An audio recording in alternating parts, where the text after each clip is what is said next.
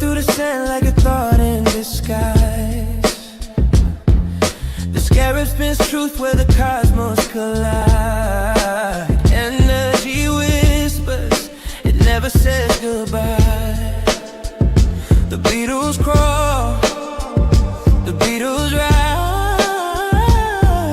Go to AmericanHealer.website now. Get the tools for health and inspiration the way God intended. Sort of burst the chaos, yet the chaos rise. My name Beatles, Beatles, Beatles, over and over, spinning the world in the grip of their shoulders. Beatles, Beatles, Beatles, under and over, rolling through time till the blackness is sober. The heat fades lower, the order begins. The stillness so perfect, it hums from within. The void sings softly, entropy takes a bow.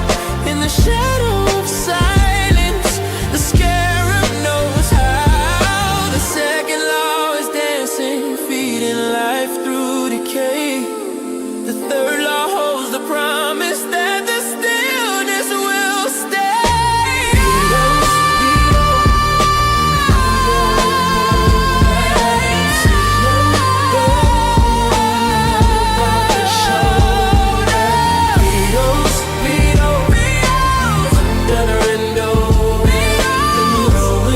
Time till the blackness is sober.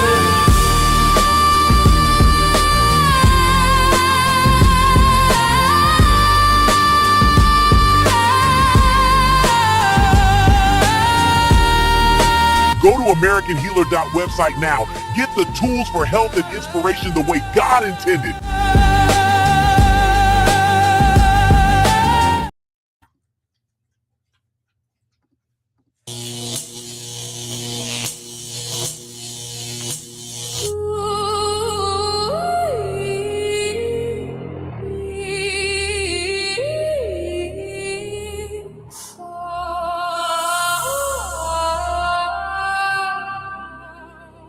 Yo, me, fa, sol, la, ti,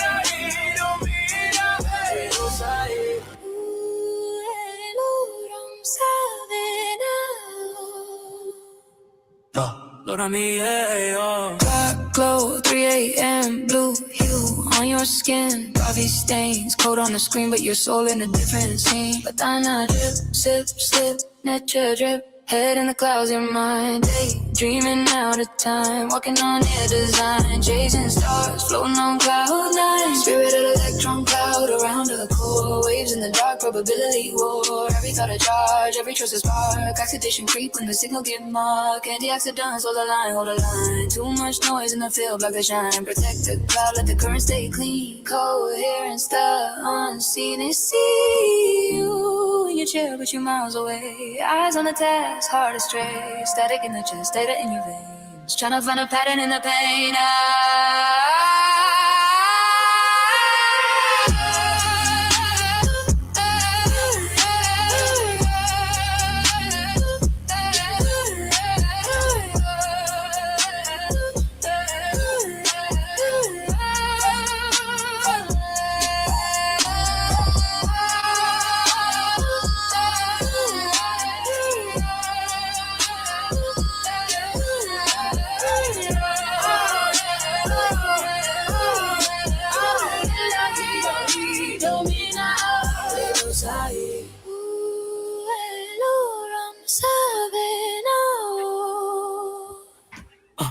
yeah. But then I drip, sip, slip, nature drip. Head in the clouds, your mind. Daydreaming out of time. Walking on air design. Chasing stars and stars. Floating on cloud nine. Static fear trying to hijack the flow. I tune on the chatter, resonance grow. Phase locked hearts, ain't mind to the code. Frequency right, chaos unfold. Feel stable, no drift in the scene. What's felt in the unseen, rendered in gleam. Observer, aware of the role I play. Collapse intention, manifest today. Shift, change, same page, different sky. You stay, they fade, you still try. Guard. Melanin first diabetes. We here. Time to make magic, baby. Rolling through the sand like a thought in disguise. The scarab spins truth where the cosmos collide. Energy whispers. Side effects may include diarrhea, seizures, hair loss, eye loss, teeth loss, leg loss, divorce, getting arrested, diarrhea, death, paranoia, your friends blocking you, dizziness, prison, your eyes falling out, uncontrollable gas. You will die if you take this.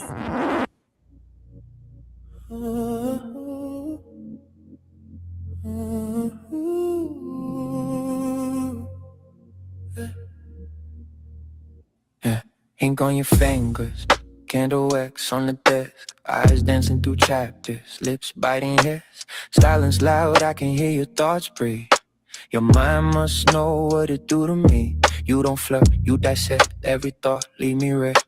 I came for the view, but I stayed for the depth. You don't rush a conclusion, you savor the thread. Yeah, your intellect undressing me instead. You read me like footnotes, underline my flaws. That's the kind of questions that make a man pause. It's a sapiosexual wet dream.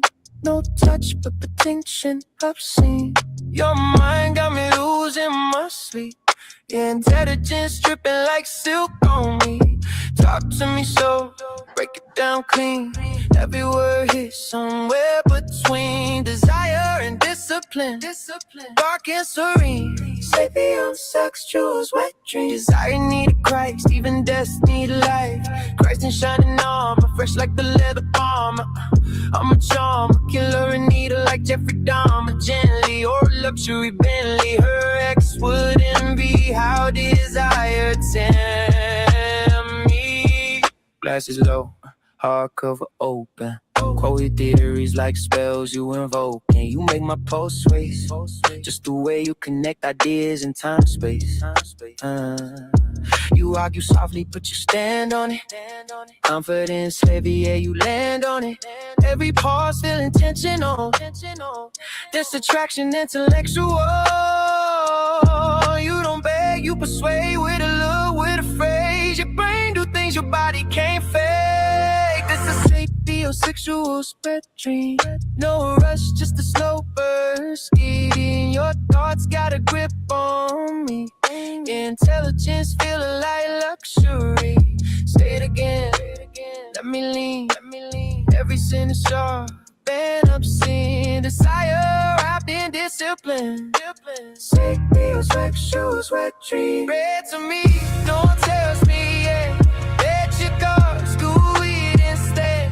Break it down, fill me up. I don't need your body when you're mind enough. This is sapiosexual spectrum. Melanin first diabetes. We here. Time to make magic, baby. Rolling through the sand like a thought in disguise. The scarab spins truth where the cosmos collide. Energy whispers.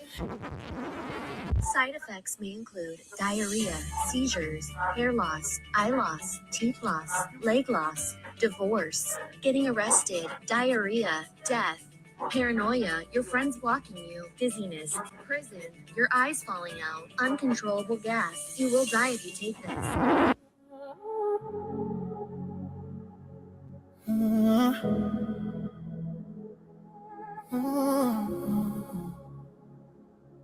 Your business.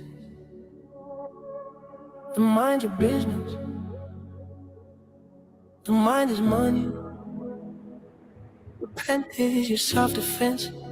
If it don't make dollars, it don't make sense. Dollar bill. Dollar bill, dollar bill, dollar.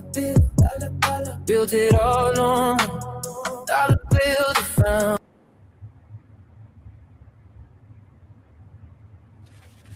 All right.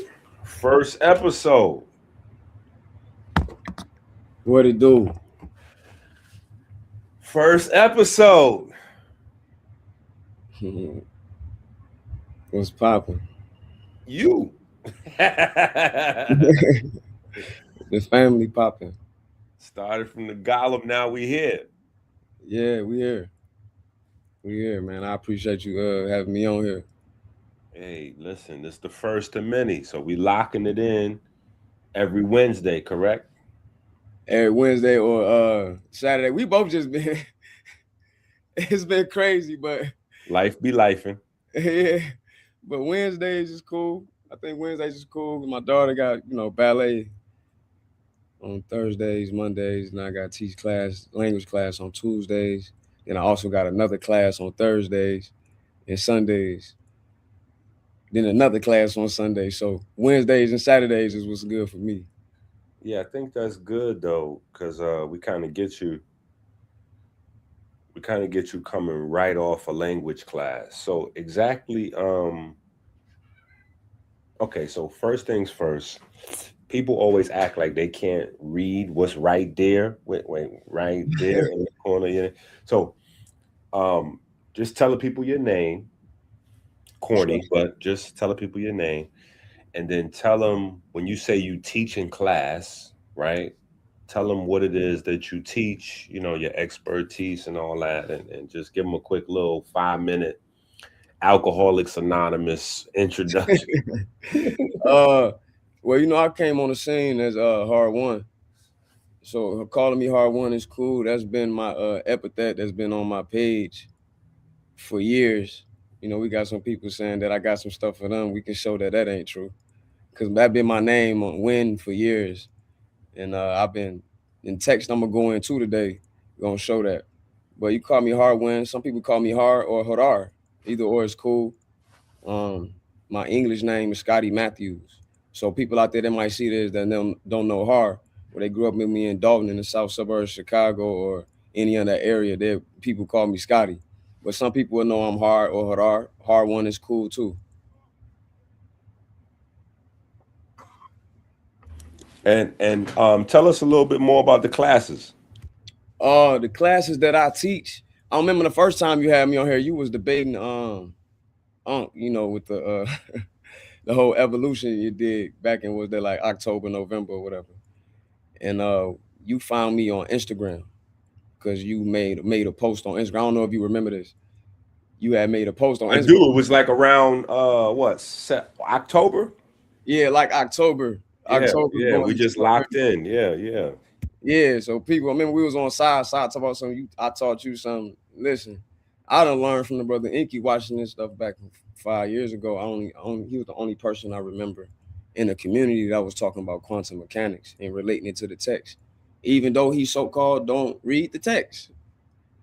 Right? That's not your thing. Facts. But certain things, I took like years off. I took like 5 years. I wasn't watching nothing on YouTube, or I jump in here and there because I was really, really busy doing me, bro. But you brought me back in out of the blue because that comment I left on there, you deleted my comment off your Instagram. And then you jumped in my inbox like, hey, don't do that. You like, who? I was like, yo, I don't know who you are, family, but you cannot help the ops. They have no idea what I'm talking about. And you get ready to give them some stuff to look up, because that's what they do. They fish. You know what I'm saying? I learned Unc and them strategy I've been going back and forth with Unc probably now like 20 years. You know what I'm saying? So I know what he do. They be arguing about stuff they don't really know that well. And as they're arguing with you, they're learning from you.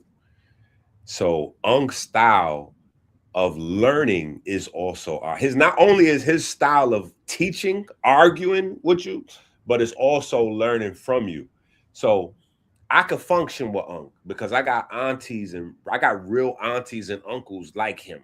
You know what I'm saying? So, you know, when we was children, that's how they, like my family, hey, you little MF, or like that's just how they, we grew up, harsh, vulgar language was affection. So No I doubt. recognize it with him. You know what I'm saying? But yeah, your comment was like way going above everybody's head. And I ran and just caught that joint before it was a home run. I caught that joint going over the field like, don't you pass this off to them folks like that. You're gonna send them to the you're gonna send them, they're gonna come back sounding smarter tomorrow. Don't you do that. We need them to sound how they supposed to sound. We need them And to what's crazy, Unc know exactly who I am. And it's ironic to me that some other people trying to act like they don't know either, but given the benefit of the doubt, maybe they don't remember. But Unc do, because in one of y'all post debates talks on Side Show, when he first seen me, he went crazy. Remember when he first seen me and I start talking, he lost his mind. That's a fact. You see, that's because me and Unc been arguing back and forth for 10 plus years now. People don't know that. Interesting. So Unc know me. He knew you had his buttons. He knew you had his buttons. So to see that he act like he kind of act like he ain't know after that, as he tried to play it off. Like, but so he was trying to gatekeep. He ain't want people to see you. That's what it is. He was gatekeeping. That gate. Listen, people don't realize that because the conscious community is not, people don't like it. Ain't no riches or like it ain't. So people wouldn't think that the same behavior that goes on in like a Hollywood or music business goes on in the conscious community. But people be gatekeeping and blackballing and blocking and all that stuff goes on. They definitely gatekeep. Yeah, all that goes on. So, when did you get into? Oh yeah, I'm still answering the languages. How long have you been into the languages? Like, how long have you been studying maybe African languages in general, or specifically Kemetic? The Medu network. I've been studying the broad scope of African languages since like 2013, like in the grand scheme of things. Even though I went to Columbia College, and from my sophomore year on up until my basically I'm still considered a senior right now technically. But I started dabbling in language in school because it comes up, because that's one of the modes of proving something. Like my professor is Professor Robert Hanser, Dr. Robert Hanser. He's a professor at Columbia College. So I just happened to gravitate towards the antiquity, as they label it, in Black World Studies in Columbia College. They call it Black World Studies, but it's just African Studies, and that's that argument with that black word. But anyway, it's just African Studies there. They call it Black World Studies, and his focus is West Central Africa, specifically West Africa, like Ghana. Well, listen, let me tell you. Let me stop you. You good with Black World Studies here? We don't. We Black is beautiful over here. We don't. So go ahead with your Black World Studies self. Go on ahead. So his main thing, your professor. Go back to your professor. His main main thing is West Africa, but he taught a class from antiquity to like 1860 Africa, and then there's another class from 1860 West Africa onto the transatlantic slave trade onto Jim Crow. So it's two separate classes, and the first one he started at antiquity. So we watched this BBC. We was in class. We watched this BBC video. Hold on. So the class is a history class, but he uses language to back up the history, or the class is a language class. The class is a history. Okay. And language is one of the modalities that he taught me to use as a source. To verify it. Verify primary text, artifacts. You know what I mean? That's interesting. Anthropology. That's just one of the aspects of it. So that wasn't the focus. That's just something I got drawn to. Okay. Keep That's keep something I got cooking. Go drawn ahead. to. Keep cooking. Keep cooking. Right. And I got now that's why I was already studying African history. And me and my professor talk to this day. He's a big role model when it comes to my African studies. Big role model. In fact, we're gonna be going to University of Chicago at the Orientalism Museum. We're gonna go through some texts there and stuff, and we're gonna trade some information about the pygmies because he also specialized in talking about the pygmies, how they were present in West Africa and really all over Africa. He got a lot of oral traditions and stories.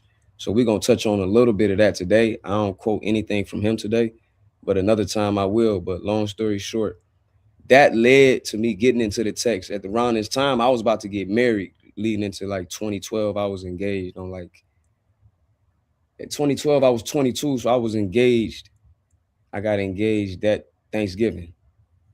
So when I got engaged, it wasn't just the drive because I just found out that history was my passion. It was the drive to get better as a man, as a person at the time, because I was about to get married and I just wanted to do it the correct way. So these two things ran into conjunction with each other. It's like kind of just hit itself on the head. When I was on Facebook, I was Hey, hold on. Lift your eyes up and look right at your computer for a second and don't move. No, look at your camera. Okay, never mind. Go ahead. Keep cooking. all right. So around this time, I wanted to get into the Bible because I grew up in a Christian household, even though I was always the weirdo, quote unquote, pro-black mystic technical. They used to call me Farrakhan in the crib. Okay. Yeah, growing up, that's just how it was, but it didn't hit the culmination until I was my sophomore year of college. And I like to preach, or not preach, but teach or talk to any young man or women out there that may be in college and not know what you got going. Because I was in school for a baseball scholarship originally at Olive Harvey, which Come is on, man. You can't play no baseball now. Stop. man, I played middle infield, man. I had a scholarship, full ride. That's crazy. Full ride. And but I wasn't happy with myself and I didn't know what I wanted to be. I was out here doing knucklehead things from 17, 18, 19 because not because I had to, even though I'm from rough neighborhoods, but my mom and my stepdad, they worked their way up to live into the better suburbs or south suburbs, so to speak, because we still go to school and congregate with all the people on the south side. Like I played basketball with everybody growing up in Dalton on 144th. But my parents had moved up over time and we moved to a better situation because of their hard work, you know. Okay. George and Wheezy style. Yeah, like ain't no upper class, and it ain't really no such thing as no middle class, but we was doing better than most because my mom worked her butt off. She worked her butt off. But at the time, I was just basketball crazy, even though I was on the baseball team. And things got kind of rocky for me. Hit my junior year because I got put on the bench for the first time in my life, and I ain't know how to deal with that. You know what I mean? And I can get into some detail, like I don't feel I should have been or whatever. But long story short, I was mad about that. So even though I had an opportunity, I was all conference honorable mention shortstop at my high school my senior year. Even though I had that opportunity going into school and I had a full ride going to JUCO, I was like sulking because I wanted to go to D1 for basketball, not JUCO for baseball. And I let that get to my head and I let certain opportunities go to the wayside. But the net should be working because that just was what it was meant to be. Because even though I didn't finish playing out my baseball career at Olive Harvey, I transferred to Columbia College. And I was about to go to the Navy, but my auntie, my biological father's sister, my auntie Masani, I'll never forget it. She basically saved my life, if you ask me. So by proxy, my father saved my life too. Even though we ain't had the best of relationship, I grew up in the house with my stepfather. But my father saved my life because I told him I was finna go to the Navy. I was finna drop out of college, not finish school my sophomore year. I was like, man, I'm going to the Navy. My cousin, he was going. I was like, man, might as well going. I ain't out here doing nothing, and I'm just soaking. You know what I mean? Just getting down on myself, not knowing what I want to do because I was focused on this to do this my whole life. I defined my life with this basketball. I made some bad decisions, but them bad decisions left me somewhere where I would never change that. Because when my auntie talked to me, she said, son, what you like to do? You know what I mean? She sat me down and talked to me like nobody talked to me. And I never thought of it like that, bro. Like, it's crazy because I grew up an athlete in the house, but I always had a 3.0, 3.2, 3.5, and I wasn't even studying. Like I was doing homework 5 minutes before class started, right before in passing period type stuff. I wasn't studying or nothing, but I was in advanced placement classes, and I could have been anything I wanted to be. But the whole time in my mind, it was just this basketball, just this basketball. And when it didn't work out, for regardless whatever reason how it didn't work out, it didn't work out. That hit me. So when I made them decisions, I kind of, even though I was blessed to have other opportunities with baseball. I was gonna go to the Navy, but when my auntie talked to me, she said, "Son, what you want to do?" And that's how I led, and that's how it led me to like, yo, auntie, I want to rap. Like, yeah. I'm like, yeah. Hold on. We didn't see that coming. We didn't see that coming. That man said. So I was stuck on basketball, and I got the baseball. Facts. I got the baseball check. You know what I mean? They want to pay me. You know, they want to take care of my You know them financial aid checks. Oh, but well, you just scholarship. So yeah, scholarship. Scholarship is still money, man. We got to remember. Yeah, scholarship is the check. It's not the check, but it's still a check because they taking care of everything. You know what I'm saying? We got to think about it in those terms. That's what I be telling my children. I be like, hey, y'all got to get somebody to drop that check. Y'all got to get somebody grades, athleticism. You know, it got to add up. You got to get somebody to drop that bread for you. You know what I'm saying? But yeah, we wasn't expecting that. So you was focused on basketball. Baseball panned out. Yep. You wanted to go to the Navy with your family, and then somehow you said, I need to go to the studio. Because I was always chilling with my homies. We always just rap, like freestyle, and we was getting serious with it. Even though I was still going back and forth with my homies that wasn't even in school or doing something, or some of them was in school. You know what I mean? Or that someone was still in the streets, to be real. I got a plethora of that. But we was rapping when I would come home from practice or from school, we'd still be rapping. And I ain't want to be there. But it was just an opportunity I wasted. But it led to me going to Columbia, because when I told my auntie, because Columbia College, downtown Chicago, is an art school, really. It's not known for history. I just happened to go there, and that's when I met my professor. Okay. So Columbia boom. Exactly. So okay. So now, and this is 2012. This is 2010. 2012 is when I started getting into the Bible. That's why I said in conjunction. In like 2012, I got engaged, and that Thanksgiving of 2012. Then got married. So hold on. So 2010, you meet your professor. Yep. 2010, 2011. Okay, and so going through his course, his curriculum, you starting to fall in love. Now you obviously falling in love with this lady at the time, but you also falling in love with the language at the time. At the same time, and I'm falling in love with the language only because of history. I didn't come into it like, I want to be a linguist, but I was studying Dr. Sabi when I came up. That's how I really wanted to be a herbalist. That's when I was watching you back then, when I was watching you. Because of that. Okay. So when Sai said that, I'm like, Sai, you tripping? I ain't teach this man nothing about standing waves. We both just happen to know a little bit about quantum mechanics. Yeah, we both in love. Look, we both in love with the same chick. You know what I'm saying? Yeah. So I slick, you know, he made that slick comment. I'm like, what? No. That's they be trolling though.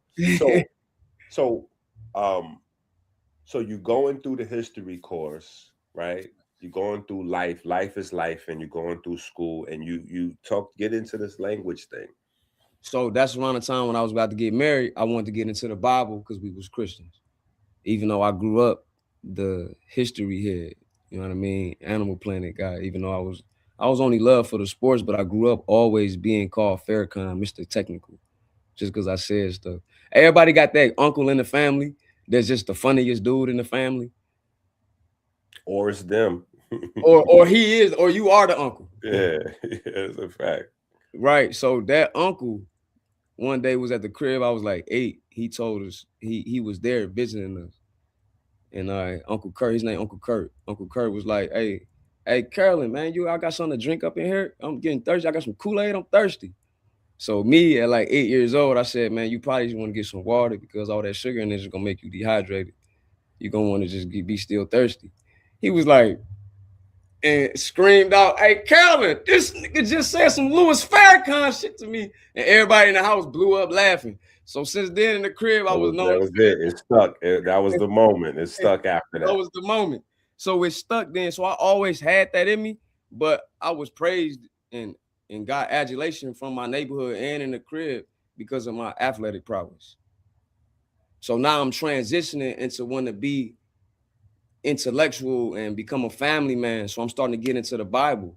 And when I got into the Bible, you know, I'm learning a little Hebrew. I can't read it or nothing, but I had this perspective from coming from the Trinity perspective, living in the house. So I'm studying to prove my Christianity correct instead of studying it just to see what is going, what the evidence going to speak for itself.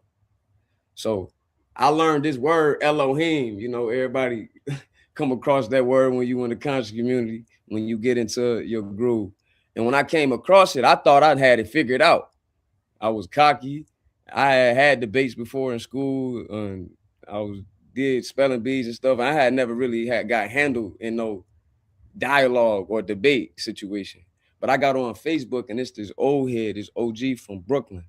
It got to be a dude from New York. This old head from Brooklyn, and we in this. That's a shot. You know how it is, man. The gods be building, man. Maybe, hey, it is what it is. It's the truth. And that was in 2012, in December of 2012. And we was in this Christian group. So yeah, I had that's goat season. That's interesting because that's goat season. That's interesting. Go ahead. Very interesting. Yeah. So after I got engaged in November, now I'm getting into the Bible. I'm talking to a preacher. The preacher used to cut my hair when I was a shorty. He was still cutting my hair then at the time. So he was like a preacher / bishop or whatever. And I used to come ask some things just from the Christian perspective. So now I think I'm knowing a little something. And I've got to know some African history. You know what I'm saying? I'm in school. And I had this conversation with this old head from Brooklyn on Facebook. Hey, long story short, he destroyed me talking about Elohim. I was like, who was this dude? Like, and the stuff he was saying was just like, yo. And every time I looked it up, it was just correct. I was like, dang. Yeah. So that's when the language thing hit me. That's when the language thing took over. Because then I jumped in his inbox, like, hold up, man. We call him Wise. Peace to Wise, man. I jumped in his inbox, and me asking one question led to another question, and then asking questions that afternoon led to 3 o'clock and 4 o'clock and 5 o'clock in the morning questions, all night, all day questions. And he going back and forth. He cold with Arabic and Hebrew and in the glyphs. He just like cold. I'm like, yo. So he never denied me to ask me a question. 9 times out of 10, he can answer the question. And if he couldn't, he said, you know what? I don't know. I got to look into that. He ain't never told me like, man, stop asking me questions. He never made me feel like, hey, I'm coming weird. off weird, too strong. Yeah. He was like, nah, he just was there. Even though I never met this man physically, he was there. Yeah, because somebody did the same thing to him. And that's when it gets to he's a Nuwapian. So when I came on your channel the first time saying that, that's how I got. Without saying that, it's people listening that's going to hear that. They already knew that. As soon as you said Brooklyn and languages and Elohim, we already know. You already knew that anyway. Right, but we already know once you give that description, that means that either he was studying under Dr. York or he was studying under somebody that was studying under Dr. York, because that's where the language. That says a lot. Yeah, that's where the language, especially Arabic, and so yeah. Exactly. So he was really, and he still is. That's the guy I still go to. Hey, make sure, am I tripping on this? Like take a look at this for me real quick. He like, no, you on point. That's so here's a word for you. Here's a word for you. You know what I'm saying? He probably know it, but now you got it. So you will call Wise your enlightener. Wise is your enlightener. That's New York slang, old school slang. So that guy who's that impact for you, that's your enlightener. My enlightener was Zigzag Zig God Allah. I still speak to him sometime and ask him questions, even though I'm way sharper than he is.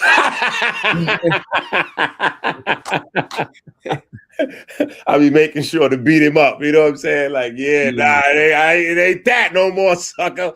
Yeah. But yeah, I still hit him up from time to time. That's your enlightener. You know, that's like the guy, Man, that's like you know my what I'm big saying, brother. who changes your mind in a certain type of way to never be the same. You know what I'm saying? So Yeah, man. yeah, it's That's like when so.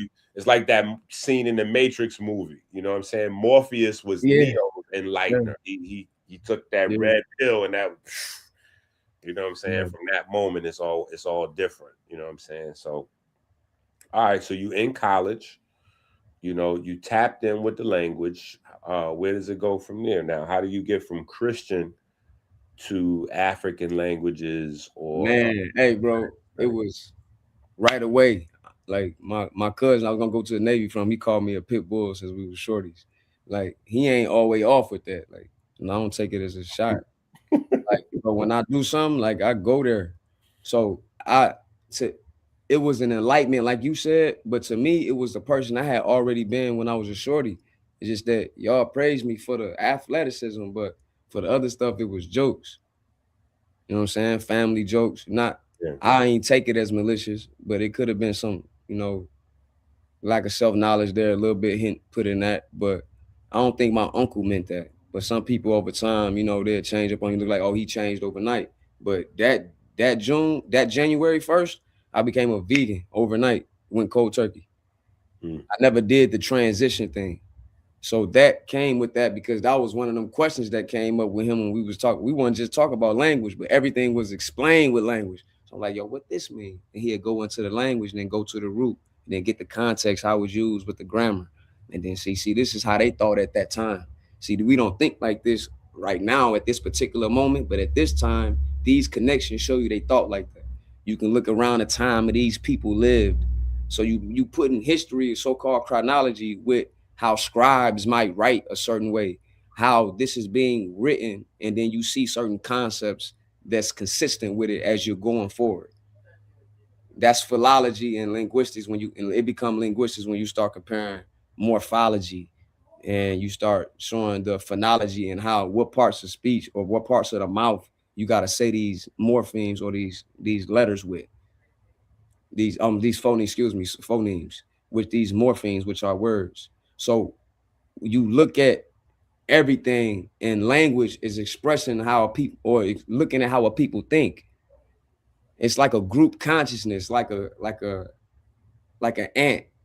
And then the ant has the colony and everything is working together, especially if you study weaver ants.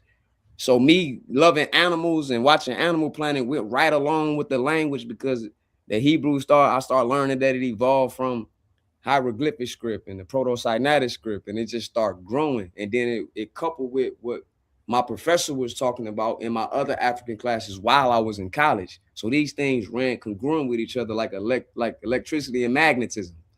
It was like electromagnetic field type demonstration going on with Talk those heavy. policies. Talk heavy. I didn't come in like a typical Nuwapian. I never met Panabab Yanun, who we call Dr. York. All I know is this brother from Brooklyn showed me more love than some people that's the same blood as me. And he ain't give me nothing but no belief. He said, listen, we ain't gonna talk about beliefs, only the facts. What can you show me? You know what I mean? So that's when it just snowballed. So for me, I had to look at it from a so-called academic way, but I hate that because then it become this ideology that we really learning from a Western like Western paradigm of how we look at academia. So Don't I don't think want to that look way. at it that way either. Don't think that way. Don't think that way. But to be real, when I'm in college, that's how the sources are written. That's how certain like you can It's see all it. right though. It's good There that ain't way. nothing wrong with that. The Yeah, it's good positive that with way. that is that you can't tell me that we something and you can't prove it. Like you got to show me Right. that. Like But what listen, in my what's up with Africa? listen, Where do Wapia at? What's listen. In my younger days, right? My more militant, younger, more ignorant days as well. You know, I got a couple of those together, but I would think that same way. But over time, I learned to fall in love with the academic approach to things because if you can package, if you can package your concepts within the confines of academia, it's unbreakable. that's my point. So I didn't come in it just fresh like a new Nubian. These things was like electricity and magnetism. They was intertwined. So I couldn't look at it from one way. I couldn't look at something completely European. I couldn't see that, oh, they're saying Egypt. We wasn't in Egypt because we're sub-Saharan African. I couldn't just listen to that. But then you would get people like David Basilson, and they'd tell you that, hey, no, these people were quote unquote what we call sub-Saharan African. Then you'll get people like Rebecca Fudo Kennedy talking about sub-Saharan African is a racist trope. And you'll get the, you know what I'm saying, other European scholars I can mention. So you can go all the way to Budge, even though he kind of switched up. He admitted it was African language, Egyptian. So that was a good thing to me. That was the positive. That I wasn't getting caught up in being some blind believer in something. You really got it. You can't just tell me it's factual. Like, you got to show me that. All right, so put that down for a second. When did your love affair with science start? My love affair with science started when I started realizing that none of this stuff is really different fundamentally. Expound. From quantum mechanics to classical physics to philosophy. Somebody asked me this question earlier. I'm gonna just interrupt you for a second, but somebody asked me this question earlier. We was doing Black's Anatomy. We was talking about food and medicine, and you know what we do. So somebody asked me,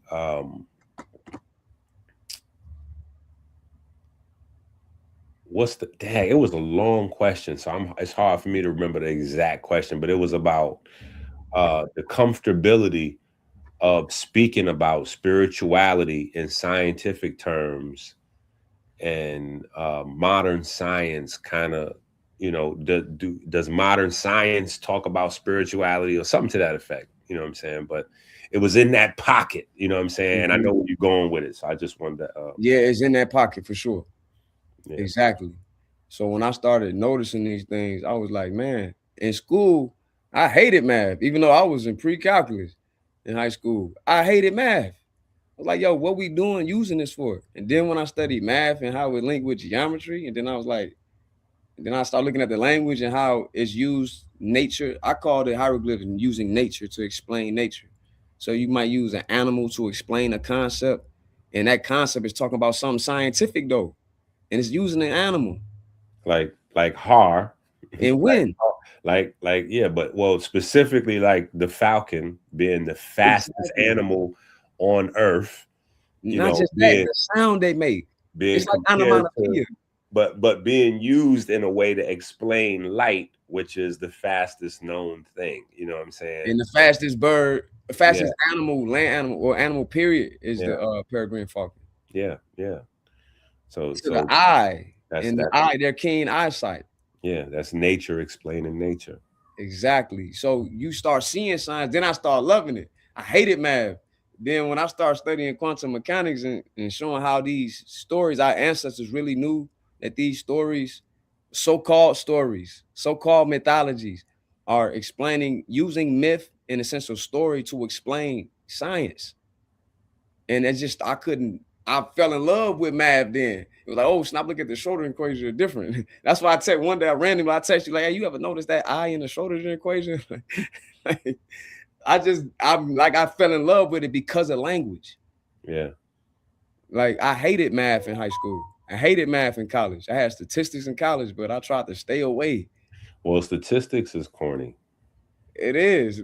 That's all of it. I didn't like none of it. But I always loved history. So it all started with history.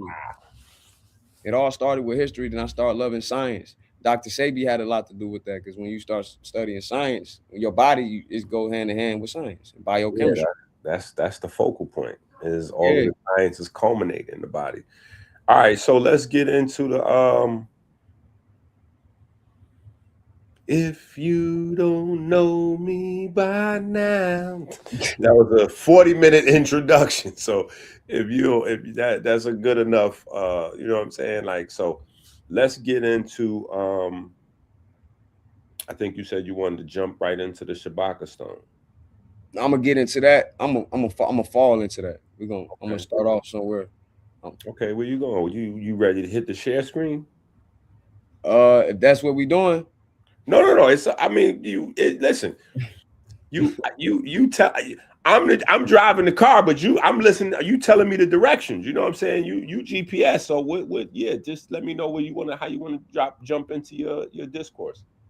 Oh yeah, man. I Shoot, know you let's. got the laptop now. Yeah, that's that was my issue. Yeah, I know we got the laptop now, so now we can hit share screens and bring up. Now you can do what you want to do. So yeah, if Yeah, it's we not can a go there. pocket phone. And the Shabbat Stone because of consciousness and light, and like you was talking about with Hey Rue and your debate with Jabari, like all of this still go together they go hand in hand with each other. So something that's literal or actual, or how did the Africans view that? Because when you're looking at language, you got to look at the language and how they viewed it again at that time. So how do African people that live today that still keep these traditions that we claim we say are the oldest, or we claim we say are the OGs, or some of our elders or master teachers that we may deem master teachers refer to these beings, and then when they're referred to in the text, let's see what they think. Are these things actual? Because to say that certain things started with Christianity is just flat out wrong. And I know that just coming from my background with West Africa with my professor. But I'm gonna take it to South Africa, Central Africa with it today.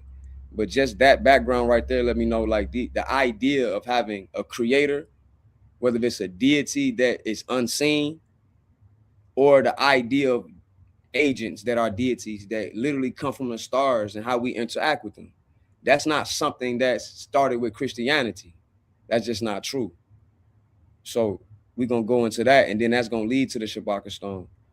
Then that's gonna go into all the breath and all of that, and the Metu, the title, Medu Metu. Medu is the word for word or speech, utterance. You got other words like that dude in the glyphs, but that's the word that we call Medu Netur, divine words of speech. And then you got the vessels. So to me, language is as a vessel. It's just a carrier of vibrations. But fundamentally, that's everything.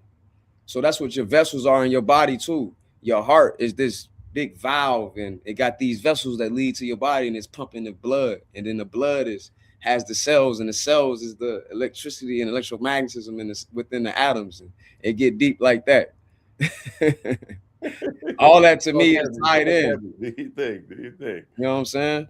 Yes, sir. Yes, I sir. love this stuff. So we're gonna get into it. I think Metu work because I think in some aspects, like I know things that you teach about the science coincide with the glyphs in the African languages and customs and or traditions that may even predate the text. So we're gonna get into that today because I think you a genius, bro, and I think you should get more credit that you get I for real. appreciate it. I appreciate that. Just shoot it.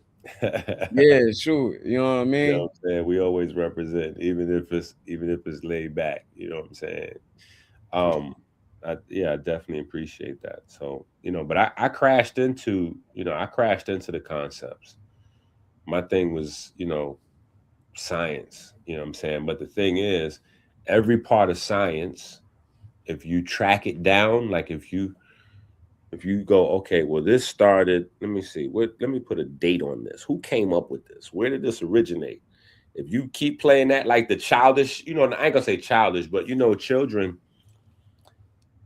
they ask that one question over and over and over again. And I have a bunch of children. So a lot of times I still have that childish, part of my mindset that just asks why over and over. And they ask why, and then when you give them an answer, they ask, well, why is that? And they want the why to that and that and that. And so, I got into the habit of doing that with science and just tracking things down. And I always crashed into Kemet, you know what I'm saying, to the point where it just was like, okay, let's just sit here for a minute.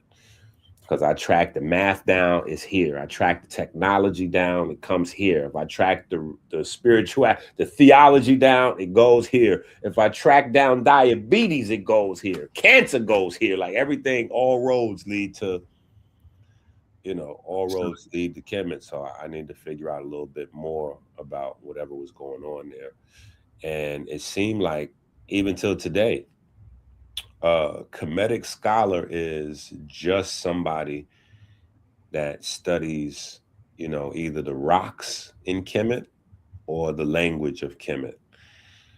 Most people forgot that Kemet gave the world math and science and astronomy and calendars and time and all kinds of other stuff.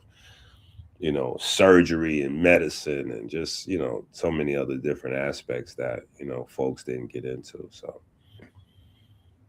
my dad told me if I couldn't find any books on the subjects that I wanted to read, then it meant that it was my job from God. Like I was ordained to write those books. He said that's how it goes in life. If you can't find the books you looking to read, then that means you supposed to write them. They don't exist yet. You got to bring them into existence because somebody else is going to be looking. If you looking, somebody else is looking. So somebody has to put that work in, put that pain in, and stumble through the first editions of whatever it needs to be, whatever the people need. For sure, man. How many books you wrote? About 200 now. Come on, man. How can nobody not respect that, even if you don't agree with everything? Einstein and Niels Bohr ain't agree on everything. I think they would. That is a fact. We look at, we look at that time period, and those names are all celebrated. At least in the realm of academia, those names are all celebrated. You know what I'm saying? But we don't really realize that most of them was ops, and they was banging. They was banging. They was ops and they was banging. They was banging. They was holding symposiums, pulling up the other person information, debunking it, running folks out of business. Fights was breaking. It was wild back then. The white folks ain't passive. White folks are not passive. So they was banging. And just like how we notice in music culture, they entourages was banging. You know what I'm saying? So it was wild, the science culture. You know what I'm saying? The science culture was wild in the late 1800s, early 1900s. It was definitely a an exciting time to be alive. Very exciting. Yeah. Very. Yeah, So over history, it's quiet times, and then there's those times that's exciting to be alive. Like right now is an amazing time to be alive. A lot of stuff is happening in our lifespan that for centuries to come, the world would be impacted, good or bad. You know what I'm saying? But yeah.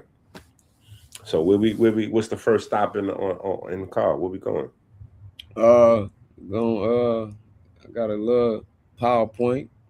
Okay. And hit the share screen. Most Hit of the the share PowerPoint screen. gonna be well, we'll get to it. Hit the share screen. Yeah, hit the share screen. Put that joint up.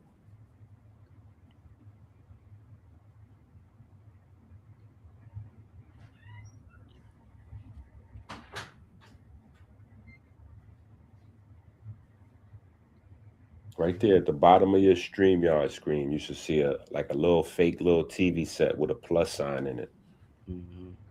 Hit that, and then when you hit that, make sure when you share with sound, it'll be a little switch there that says share with sound. Make sure you click that if you have sound. If not, then don't worry about it. Share screen, easy to monitor. Share screen works best. Yeah, you get two options. You could share like a Google screen, or you hit the other one so you could bring up your PowerPoint. All right, the Chrome tab or Windows. There you go. Let me see. Oh, so I can choose either one. I'm trying. Mm-hmm. So you do the Chrome tab when you want to bring up like a website or something. But then do the window tab with the. Yeah, so you can bring up your PowerPoint. Your PowerPoint, when you hit it, it should show you all of the windows that's on your computer. Open system settings.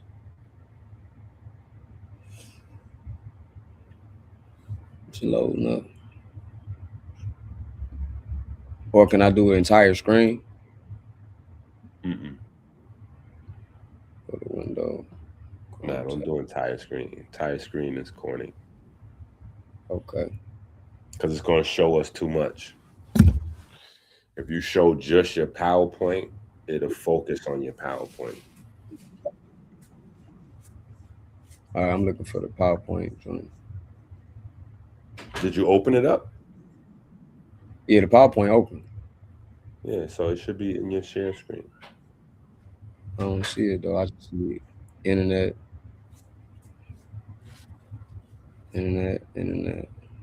All right, so when you hit the share screen, all right, when you hit the right, okay, hold on. So you hit the little TV set with the plus sign, Mm-hmm. and then a menu should open up that says slides and PDFs, extra camera, video, image, right? Wait, It just hold say, on, hold on, hold on, hold on. No. It should say, excuse me, my bad. It should say share screen at the bottom. I'm trolling because I got the main thing. So rewind that. When you hit the TV set with the plus button, you should see where it says share screen. And when you hit share screen, a window should pop up. And you got Chrome tab or window. You go to window, and when you go to window, what options do you see? when I go to window, I don't see no options. It's blank. Hold on, it's doing the rainbow wheel. Let me see. No, my mouse is rainbow. So when I hit the window tab, don't nothing come up. It just say open system settings. Oh, share so window allows open. screen recording for Chrome. Oh, there you go. Follow those instructions real quick. You gotta do all what the computer's saying because this is your first time doing the share on the StreamYard and all that. So you gotta allow. So I gotta open my settings. Yeah. You gotta allow your permissions and all that to happen. So let's give Har a minute to set up his program. Go set up your program. So I think they say I gotta start over.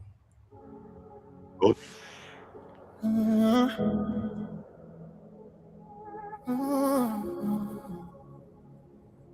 Your business. To mind your business. To mind is money. Repent is your self-defense. If it don't make dollars, it don't make sense. Dollar, dollar bill. Dollar bill, dollar bill, dollar. Built it all on dollar bill, the foundation. Every dream starts at the bottom before it turned into a nation. Yeah, built it on some shortcuts, no inflation. Every dollar got a story. The currency of patience. Started from the bottom, now we started from the bottom. Started from the bottom. Money's blood, a magical force. The logo with money give life to a corpse. Health is wealth, spell a glitch. If health is wealth, how does the corpse get rich? Just that Wall Street flow, baptism, homage. You know human lives, stock and bondage. It's what you crave. Banks direct the way again. Banks directing the way.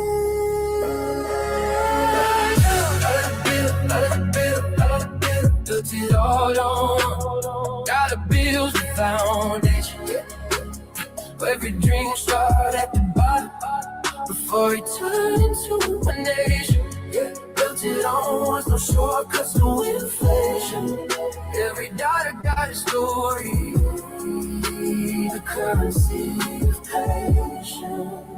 Started from the column, now we started from the column. Who started? Started from the column, wealth is inside it. Don't mean Osiris, the first course you were doing dirt mean. Here the reason for the number 13, pyramid symbolism, understand the doctrine. All his branches came from like a knot in the holes from deep. She chopped the stakes, the 13th race. After the 12 days, Osiris' days on every was gaze. The enemies, the logo, stamped and engraved. In the beginning was the birds, sad and wave. One is one is me, from Abra, I am. One is one is me, from Abra, I am. And it's like she said it's a pit. Let's talk about living in sin. It was money, little long. It's just a coincidence. State religion is the strongest. We got money, make money, money, money. We got money, make money, money, money. We got money, make money, money, money. Built it all on dollar bill, the foundation. Every dream's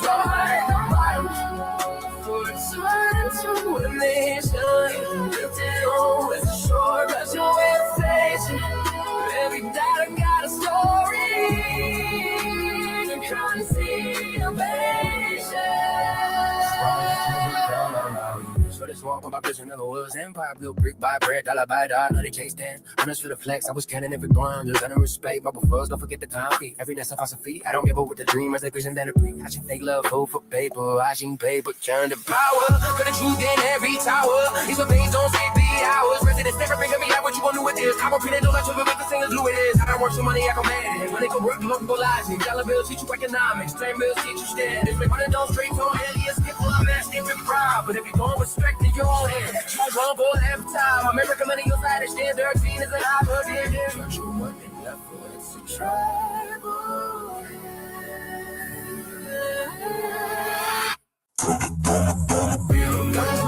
Gonna build, put it all on dollar bills foundation.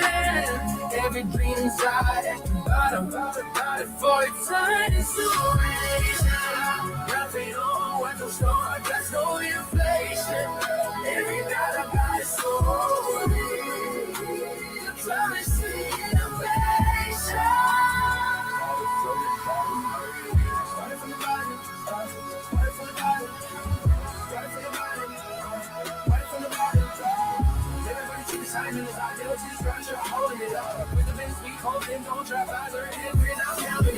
He's the Mitch. True value is for kids. And mine expensive. No, these folk convincing I'm crazy. No life, real wet, they gon' ice. The game is slice. Hell is information. QRC is the station. Freemasonry is station. Got Freemasonry is station. What is one? From I am it. What is one? From I am it. In a sentence, but Felix isn't there. Let's talk about living inside. People with the most willing and obvious, of course it is. Come living in a strong.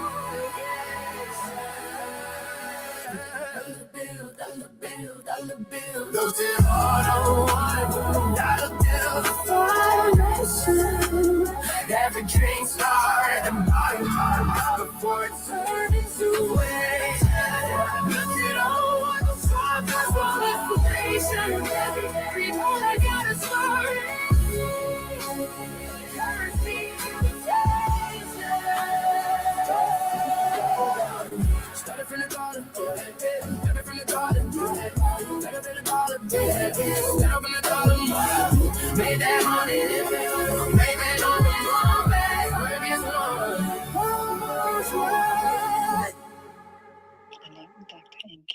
I love Dr. Inky. I love Dr. Inky.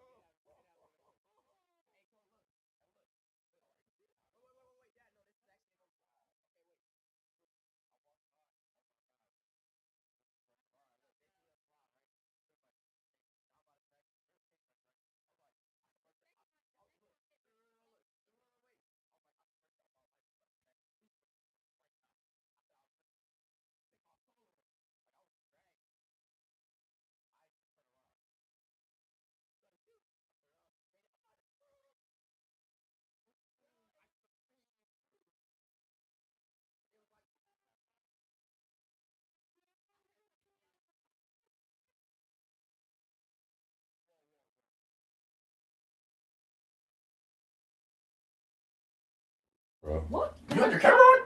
Yeah, I told y'all I'm on the. You didn't say that. I told y'all I was live. You said you were live. You didn't say that What other are part. you doing, bro? You didn't say that. I told y'all I was definitely live. Chill, my heart. You looking? And they didn't see the whole celebration. They just see the last part with y'all rubbing each other's head. Buddy. No, come on, man. Move away from here. Move around, man. Move around. Go away from here. You didn't hit the game-winning buzzer beater. It was the last shot that we made. You're going crazy. It was my first shot, so. That's Chloe, everybody. That's Chloe. Inner Beauty. Amber is. That's how long Inner Beauty been around. Yeah, that's how long Inner Beauty been around. Inner Beauty been with us for a long time.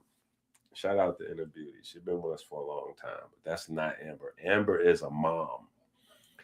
Amber then graduated from college. She on her way to being married, and she got a baby. Yeah, Amber's Amber's a mom now. Amber's a mom now. But last time y'all seen Amber, last time y'all seen Amber, she was on the baseball team in high school. I think that was her 9th grade year or 10th grade year, or something like that. So probably about the same age as Chloe is now. Yeah. So that was about a good 10 years ago. Oh, okay. Harwin is back. Okay. Harwin is back.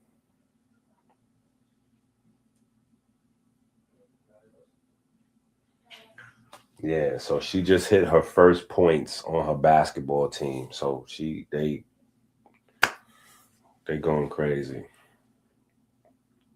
And they both play for the same school. So that was the story. Y'all didn't hear the audio. But the story is their team was losing, right? The girls' team was losing. And Chloe gets fouled and sent to the free throw line. This is her first time at the free throw line. So all of the boys from the boys' team was looking at Chase like, what is your sister going to do? Is she getting ready to blow these free throws for the team or what? And so he was talking super greasy like, yeah, she definitely about to can at least one of these free throws, blah, blah, blah, blah, blah. Sweating bullets because Chloe cannot shoot.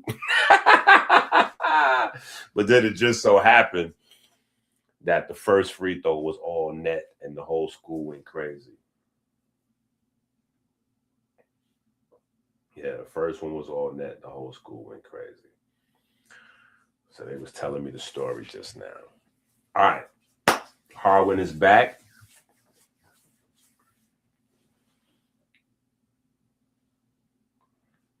You there?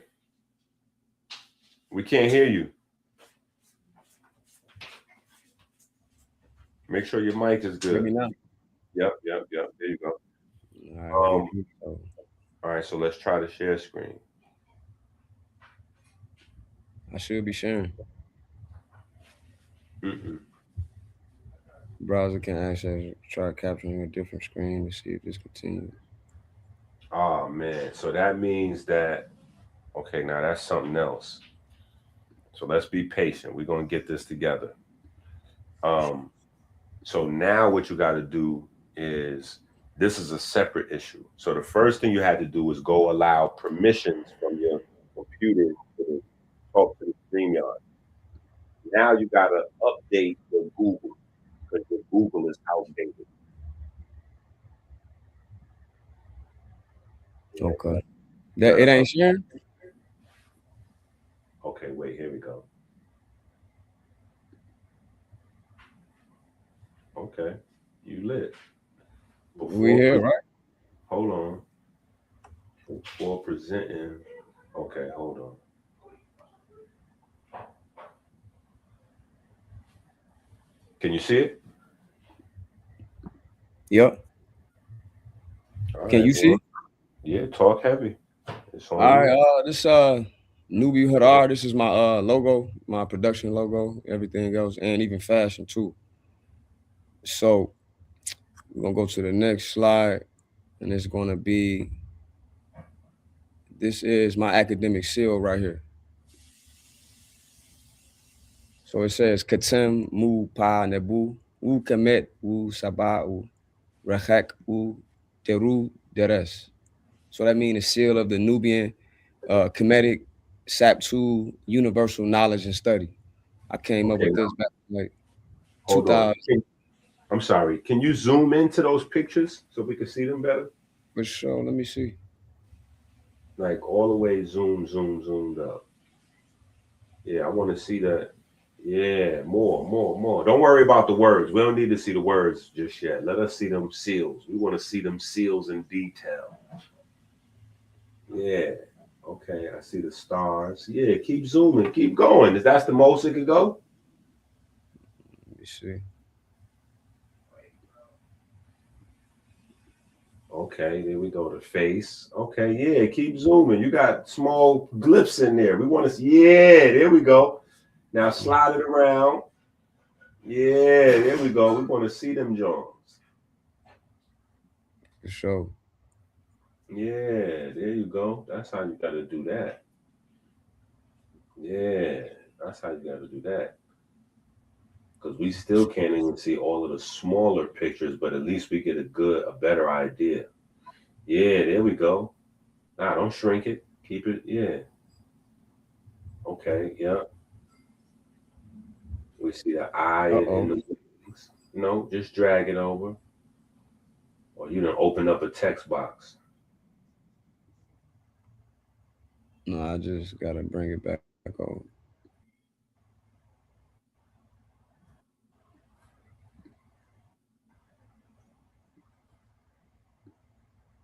All right. Damn. My fault. It's because it's It's so lagging big. when I Pause. drag it. Yeah, it's so big. Pause. But go ahead. Don't worry about it. Go ahead. Shrink it and do it. Do your thing. And let me He stop said interrupting. pause. Yeah. Because that we getting it's getting crazy. No, you cool. You can peep now. Yeah. We see it good. All right. I can go over here. All right. Let me read these to you. Yeah. Break it down. You say I'm you on- wanted to get into it, what they mean and all that. Yeah, go ahead. Yeah, go crazy. Yeah, no doubt. So this right here, you know this. You know, that's the falcon. That's hard. It says Shimsu. This is the determinative for following, and these are the another determinative for men. So it says, I know you're familiar with that, right? The Shimsu Heru? Heard that term. Yes, sir. Oh, yeah, absolutely. Absolutely. Yeah, This over definitely. here, this symbol, this is an authentic I was talking earlier Nubian. about the difference between secret societies and societies with secrets and fraternal orders and having that whole conversation because people you still got a lot of people that think that concept comes from Europe, so it's wild. You was But going in about the masonry, huh? yeah, but just deeper than that, just on a general level, like they think that concept comes from Europe, and that's so crazy. Nah. In fact, That concept. the song that was playing while you were setting up the computer, um, in that song, I talk about the fact that Freemasonry, I talk about Freemasonry being Haitian. You know what I'm saying? Because a Uh-huh. lot of people don't know that, like, they credit Albert Pike with the higher degrees of masonry. Like, so people know that you got 33 degrees, and they credit Albert Pike with the degrees from 4 to 33. But Albert Pike didn't make those degrees. Those degrees came from a French guy who went to Haiti to study the Haitian systems that was already in place. And when he Yeah. studied Haitians, yeah, it's a guy named Stephen Morin. Stephen Morin. It's funny, his last name is His Moore. name Morin. Yeah. But Stephen Morin, French guy, he went to Haiti to study the priest and the voodoo culture and all of the ancient initiatory systems that was in Haiti. And he wrote the degrees. And from there, his assistant was named Henry Franken. So Stephen Morin wrote the degrees, and then Henry Franken bring them up to the States, and that's when Albert Pike got his hands on them. And Albert Pike wrote he kind of like formalized the study of them. And Mm. when people got their hands on his writings about the higher degrees, that's all the world knew, because before him, the information wasn't public. It Okay. went straight from Haiti. It was in a very few hands, or only maybe 5 or 6 people had touched those documents before he got his hands on them, and he expounded on the degrees. and then that's when the Masonic world got their hands on it at large, and so he's always credited as the person and that Haitian history attached to it. So people have no idea, you know what I'm saying, that even modern initiatory practices still come from, you know, that lineage going back to Africa. Oh, But okay. I anyway, didn't know about that Haitian link. yeah. So anybody interested, you can look up Stephen Marin and Henry Franken. You know what I'm saying? But yeah. So get back. Oh, he was going in Shemsu Heru. Yeah. Yes, indeed. Then you got the Bennu bird right here for you know, rebirth, continuation of life, and that to the right of that, right here, this is Pasejet. Really, the bow is actually called Pasejet, and the act is called Seti. So we would say Ta Seti, land of the bow. Seti also is like shooting, and this arrow holder right here is authentic. I just had it put to size and had my homie that put this together for me put it on there, but that's authentic from the University of Chicago. You can get it right on the website. And Interesting. then, yeah, for sure. I'm all about showing and marrying the so-called Nubian and Kemetic culture, showing how they come from, not too much different from Dr. Ben, showing how those people started out as one, maybe an amalgamation of different groups or tribes, but what you would consider Nubian would be like the A group in academia, where they find the Kustal incense burner. You will hear that's also at the University of Chicago. You will hear the Elder Infudiji going in on that a lot. So I'm all about trying to marry the cultures, showing the similarities between the cultures. I kind of connected to how you had the Civil War with the North and the South in America. Mm-hmm. At certain time periods like that where it was up between the Nubians and Egyptians, but you also had time periods where they worked together. And That's then at the beginning though, they were one group of people, and they were related or similar to what we call in the A group. So that's why you see most people don't know study Egypt. We know that the first known is Ta Seti. yeah. The Civil War is a lot of what happened in American history is a replay of Kemetic history. Interesting position. Yeah. That's the example I use. Like that's to get to us understand, because the European Eurocentric academia has made us, well, those who know and study. Even though you still got people in the conscious community that want to argue that these people were different and they're not black. I ain't finna get into all that, but those that know how they tried to separate these people, like one was better than the other, and this one was definitely Those are not. not really real arguments, though, because the people, the crazy thing is, these people drew pictures of themselves. Exactly. But then So, you got brothers like, yeah. I don't know if you should start talk with or watch King's Monologue. Anybody watch King's Monologue? I'm gonna plug him, an intelligent brother that's in the UK, and he do reconstructions Mm, of statues, some of the artifacts over there, and he's showing how they altered the shapes and the noses and changed them, and he really be going in, like okay. so. Yeah, check him out. He really be going in on that, and he seems like a real good brother.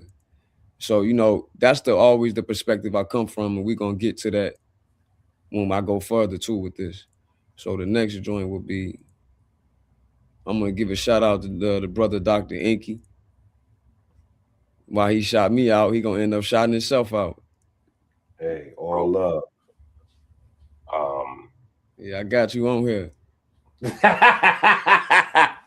Yo, okay. I mean, it's all crazy. You need to get the book, Harwin. Though you would go crazy. You'll probably write a book while reading the book. You would probably write a whole nother book just while reading the book. That's how much stuff will come out of your brain. I appreciate that, brother.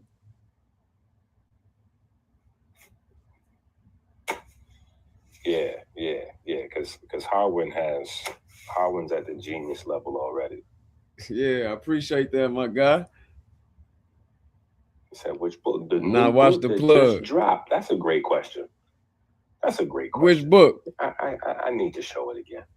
That's a great question. Let me put it on the screen again. Right? Y'all get in there and buy It's Dr. still Inky books, publishing, man. so it's not available yet. Plant Yeah, Genetics. it's still publishing. So there go your plug, bro. Definitely appreciate it. I definitely appreciate it. Yeah. Yeah, man. I appreciate you, that this opportunity. Like, I wasn't on YouTube. Like, I ain't no YouTube dude. You got guys out there talking like ran me off YouTube, tweaking. Ain't nobody ever even read me off in person, let alone on YouTube. I just never be on here. That's why I'm over here live on the brother Dr. Inky's. Because I can't even go live. I don't got enough subscribers. I don't got enough traffic.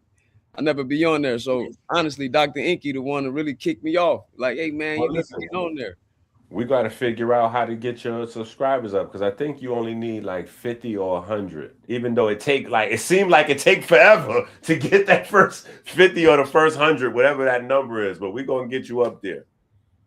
For sure, man. So I appreciate you. Got to plug you again. And even though I was eventually going to get on YouTube, I had been on social media for years, like arguing back and forth with people, but I ain't never want my face to be out there. I was giving people information for free, man. I don't probably written books over the last decade or so, arguing with people on social media or just talking to people and people seeing debates I'm having and they'll come in my inbox and want to ask questions. And the same thing that was done for me, I done for other people that the Elder Wise from Brooklyn did for me. And I had other guys I ran into. I want to send a shout out to my brother Matt Dewberry. I ran into him. We clicked up on social media around the time when I was really going before they shadow banned my page. I'll be writing in my language, and Facebook flag me talking about this language goes against our community standards. Like I'm saying something ignorant. Yeah. Facebook. Real life. Facebook. So shout out to him and shout out to the brother Quincy. Wait a minute. So what's your YouTube page? My YouTube is Hard1999. Okay, hold on. Let me see. Yes, sir. Let me see if I can find your YouTube page. Yeah, let's find that YouTube page. Let's see if we can find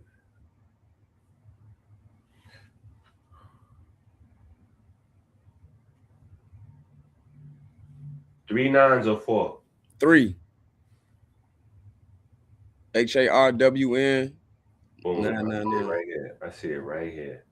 4 videos, 16 subscribers. See, and my first video go back years ago. Me and my daughter on there. I see her. She right on there. Hold on. Yeah, that's my baby. This was supposed to end up being her page. Yeah, so we got to go subscribe. So this is Harwin page. Everybody come on over here, hit the subscribe, hit the arrow, and then hit the the notification. So yeah, that's me. You should go to 17. I don't know why it's still at 16, but yeah, everybody come on over here, subscribe. You got a beautiful daughter. Is that her in your back seat? Yeah, that's her 8 years ago. Yeah. Okay. Yeah, she's a big girl now. Yeah, you got a beautiful daughter. Okay. Smash Rockwell capping on your page. Yeah, see, I got people was having me my name in they videos talking about me.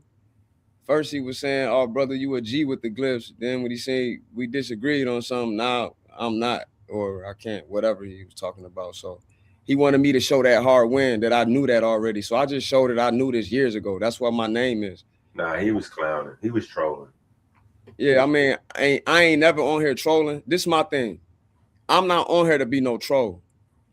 Like, I really have genuine intentions. This is really my passion. I love this. Like, I put everything. Right, so hold on. I'm sorry, brother. We need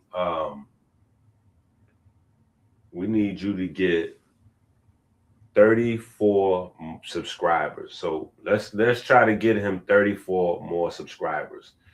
We need him to get up to 50 subscribers so he can start going live. We need the brother to get 50 subscribers. So I need 34 people from my page to go over and subscribe to his page. All right, we need to get him within at least by the time we do our second class. You know what I'm saying? Like, if we can't get you to 50 subscribers today, we got to be able to get you up to 50 subscribers by the next. Oh man, I appreciate it. So we can start going live on both pages.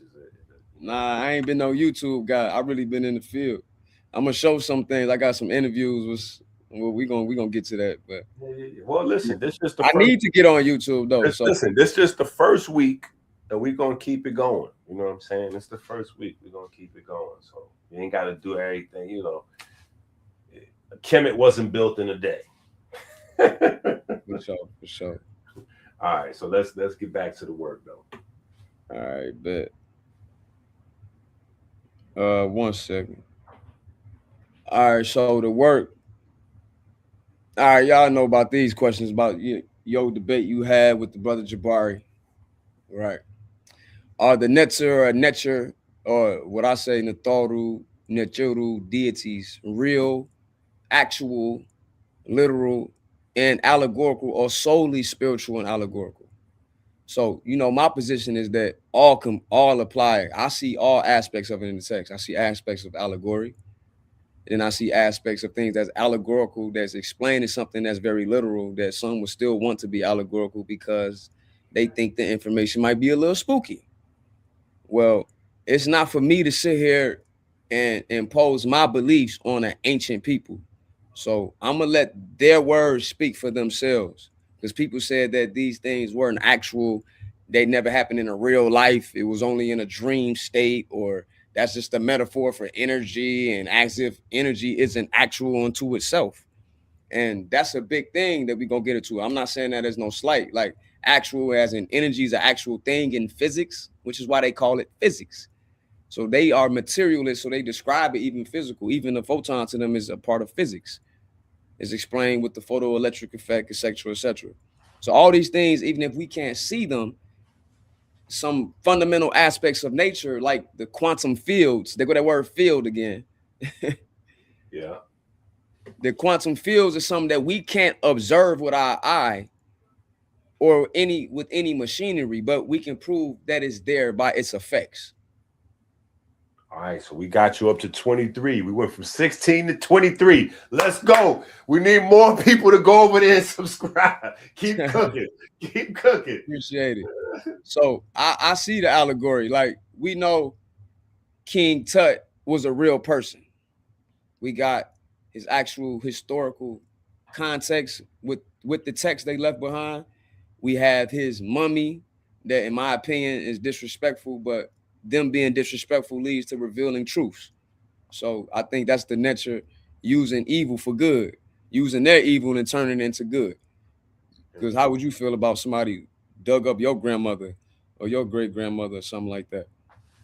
That's just my perspective on it. Somebody might have a different perspective, and I respect that, but that's still evidence that we can use. So if you will see King Tut, your boy King Tut, in his head on a flower, we know that they're mimicking him after Nefertum, the head coming out of the lotus flower, mimicking the sun being born, coming out of the primordial flower. But that person was so great in his time period that he became used as what you would call mnemonic device, right? To explain something cosmic. Fact. So we know that King Tut lived, yet we can go see King Tut head metaphorically using allegory to explain something cosmic. So two things can be true. So that can apply to beings that we calling Netzeru. You know what's funny? Remember we was on Sideshow, and what's the elder name? His name slipped my mind. Elder Suntan. Exactly. Suntan, Elder Suntan was like, "Yo, here go the definition for here go the definition for Netzer right here." And low key, he didn't peep the first word said beings. You know why? Because Suntan doesn't know it, but Suntan is a reductionist. See, this presentation is against reductionism. Yeah, he shrinks everything down to its simplest form, which is good sometimes, but not all the time. Sometimes you got to keep it, you got to make it as broad as you can, so that way you can get the full, the full picture. And when it came to Kemet, that was their thing. Kemet was about Kemet was about I'm trying to phrase this the right way. Kemet was about cosmic, not cosmic, yes, but Kemet was specifically about conscious expansion. It was about conscious expansion. And post Kemet, things went into a largely a reduction in space because everything began to be simplified and reduced down. Even if you think about going from using abstract geometry to hyper specific equations, the equations are good because they provide more clarity sometimes on specific things, but in the larger space, you lose a lot of context. So that's why anthropomorphizing ideas and creating narratives, it it becomes an early way of, or the precursor to what you have in a scientific mechanism. In a scientific mechanism, you have to identify the parts, and then you have to describe the interactions of those parts. So when you anthropomorphize certain aspects of nature, you're identifying the parts by turning them into characters, and then by adding a story around those characters, now you get to discuss their interactions. So the interactions of the things the characters represent is unfolding inside the story with, the various different narratives. You know what I'm saying? Like, I always reference the Amduat explaining photosynthesis, where you have Ra, the sun, the light, joining with Asar, Wusir, who's the green man who represents the plants, and then, the wheat grows, the plants grow for the people in Wu. So that's an early description of photosynthesis. But it's clear because the parts are identified, the chlorophyll, the green, and the sunlight coming together to produce what we would later on, call the fruits or the food for people. You know what I'm saying? All those interactions were identified. So yeah, it was a reductionist period because everything needed to be reduced down and reduced down further, or like the distilling process, distilling things down further and further, where consciousness is really about perception, perceptive awareness. And so I try to bring people's attention to the fact that you don't see with your eyes, and you don't hear with your ears. You see and you hear with your mind. So, but then to go further than that, everybody doesn't have the capability of understanding the same level of everybody doesn't have the same potential to understand things. Some people don't have the ability to feel music. Some people don't have the ability to form pictures in their mind. You know what I'm saying? Like these are real medical realities for some people. So I don't even know what it feels like to be in a body of a person that can't dream at night. I don't know what it feels like to not be able to hear a song and get goosebumps. I don't know what it feels like to have a conversation about a story, any type of story. We could be talking about what's your favorite pizza shop, or what's the best salad you ever ate, or anything, like a movie, or just anything. We could be discussing anything. I don't know what it is to have a discussion and not have the visual of that story playing in my mind, because I have a vivid imagination. Right. So I don't know what it is to not have those things. Those are the real blessings that you get. That's the real blessings you get from your creator. And so knowing that knowing that there's a vast majority of people that really qualify as NPCs. You know what I'm saying? Like I be having that conversation with Caleb and Chase, my sons, because they use that lingo, like NPC. And I'm like, yo, that's a real thing. I don't know if y'all know that, but that's a real thing. You know what I'm saying? Like NPCs is real. You gotta be careful because NPCs gravitate together. You know what I'm saying? This is why we have certain incidents in the news, and sometimes we in certain spaces and we just like people feel cold and they're not able to empathize. And like there's a certain thing with demoralizing and dehumanizing people, and that's a process as well. But there are some people who are incapable. It doesn't matter what they learn or don't learn or what you put in front of them or whatever. They're just not capable because they don't have the same, their senses don't function as yours does. You know what I'm saying? So they don't have the ability to create a story, a colorful story. That a colorful story is not even a concept that everybody can even fully understand, because a story is with words. But we know that, or some of us do anyway, that a story creates pictures. But if you don't have the ability to have pictures in your mind, you can't understand what a colorful story is. So you can't even fully understand. Not only you can't really fully understand life or other people, but and this is the vast majority of people. I had to learn over time because I took these gifts for granted. Like there are many people listening right now that may take these gifts for granted. It's not a black, white, red, yellow thing. This is just a people thing.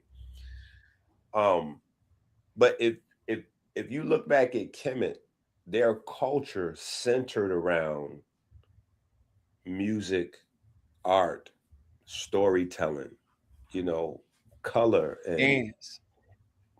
So it's not possible for everybody to understand Kemet. It's physically not possible. It doesn't matter how much information you present to them. It's not physically possible for people to really fully understand everything. So I understand. That's how I have patience, and sometimes I'm willing to argue with people because I understand that everybody's not physically capable of understanding a culture whose entire existence is predicated on things that everybody is not equipped with to understand. If you don't understand dreaming, because you've never had a dream, if you've never had a dream before, if you've never had a lucid dream before, whether it was a good dream or a nightmare, if you've never had a lucid dream before, I don't think you're capable of understanding Kemet.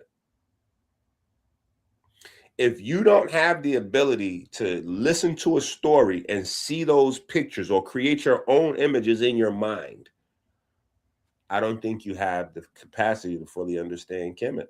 If you don't understand how hearing a song create goosebumps or make the hair on the back of your neck stand up, it's not possible for you to understand. It's not even possible for you to really understand the Bible, because even in the Bible, the language of God is music, right? You have two ways to communicate with God as per the Bible: music and prayer, which is the reason why you have hymns. Hymns is songs. You know what I'm saying? Like you gotta communicate through. So, but you can't understand the spiritual nature or divine nature of music if you can't feel music. That's why even in, so then it comes down to frequency. That's one of the things I That's talk what I was about. coming to when you asked me why I love language. Yeah. Was science, because fundamentally it's all frequency. Yeah, that's like the main. That's one of the main things I talk about in my last book, the monk manual. You know what I'm saying? Is the atom a particle away? Is the atom over here, or is it over here? Or is it way, way, way light years over there? But then Or wait, is it all of those places at at the same time? time? And that's ultimately the answer. Oh, hold on, man. Shout out for the super chat, man. Definitely want to appreciate the super chat. We got a super chat coming in from Asa Assad Assad Knight. Assad Asa Night. Asa D Asa D, I don't know how to It pronounce looked it. like Assad Night, 8429. Assad Knight, right? Yeah, shout out to Assad, man. Appreciate you, bro. Yeah, okay. We got some more subscriptions. We got some more subscriptions. So we didn't got you up. We didn't got you from, we moving the chains a little bit. We moving the chains a little bit. We got you up to 26 I so far. appreciate So you. we Subscribe. we passed the halfway part. We need 24 more subscribers. 24. Yeah. Oh yeah, you need 50 to go live, right? Yeah, well, you need 50. So we need 24 more. You was at 16. We got you 10 so far. We got you 10 so far. We need to get you up to 50. So we'll see what happens. After this video, I guess maybe over the next day or two when people watch it, we probably get a few more. I So, appreciate it. I appreciate all the love. Anybody who subscribe. Gotta get you up. I appreciate if you here. Yeah. Even if you ain't subscribed and you here, you watching us cook and have dialogue. I appreciate it. All right, so let's keep going. Let's keep going, man. Let's keep going. You was here. You was somewhere around here. We gonna go right to your man's right here.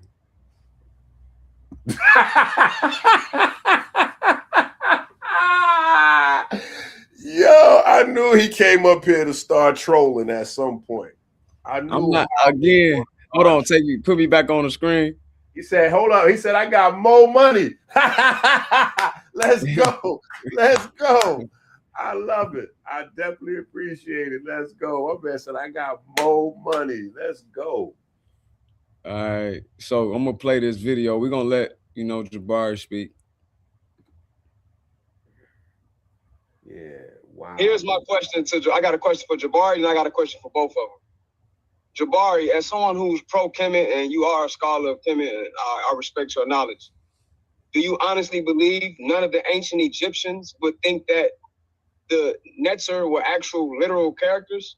And I know there was some allegory and metaphors in there, but speaking to the literalness of it. Do you actually y'all know, you notice I clearly said there are allegorical aspects, but I'm speaking to the literalness of it. So if he chose to talk like it's all allegory, and I clearly just differentiated between or made it clear what I was referring to. If he comes with allegory, that stands to say that he thinks all of this is allegorical, right? I shouldn't be able to show no literal aspect of a deity interacting with this physical reality. I go so far to say I won't even use dreams, even though dreams is a part of how even in the Bible, prophets receive divine messages in dreams. But just in the text, that means I should not be able to find no instance where they're interacting with these entities, whether there's energies like Jabari say, or these energies interacting with physical people in real time. Right? Believe that? All facts. Keep cooking. Go his answer. Well, I actually believe that when you're in a large society, there will be people who have misunderstandings about any topic. Just like right now, if you have any pastor, any priest speak to their congregation, they're going to have some things that they don't understand. That's just the nature of education, right? So if the question is, do I believe that no one in Kemet believed that the Neteru were literal? That would not be a discussion that I would even entertain. What I would say is the Neteru that were put forward in the mythos. That ain't us, bro. That's his computer was freezing up. Say again? You was froze up. What'd you say, son, Nutter? You froze up. You like right now, you freezing up. You stopping.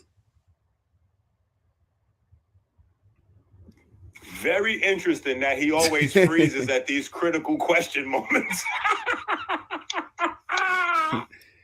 And I didn't get a chance. So Inky got to get his troll in right there. So we're going to go right here. I said, Brother Jabari has some technical difficulties. Interestingly enough, at that time, as Inky said, but maybe he was genuinely having issues. We don't know. Brother Jabari has some technical difficulties. I asked if the deities were viewed to be literal characters. For example, quote, God and gods or angels are characters in the Bible. So what does literal and actual mean? I understand here I go, I'm reiterating again. I understand there are allegorical aspects in the middle netter, using nature to explain principles of nature, but are literal aspects present? So I'm reiterating, this is clear what I'm saying. Here's what literal is. And they saying we being technical or pedantic, Inky, when you was bringing up what literal mean. Okay, we're speaking English, so wait, right, but see, that's what's crazy is that's the actual definition of scholarship. That's but so scholar is somebody who's writing and reading literature. And they forget that literature to be literate, literary. You know what I'm saying? Like that's literal. So they forgetting that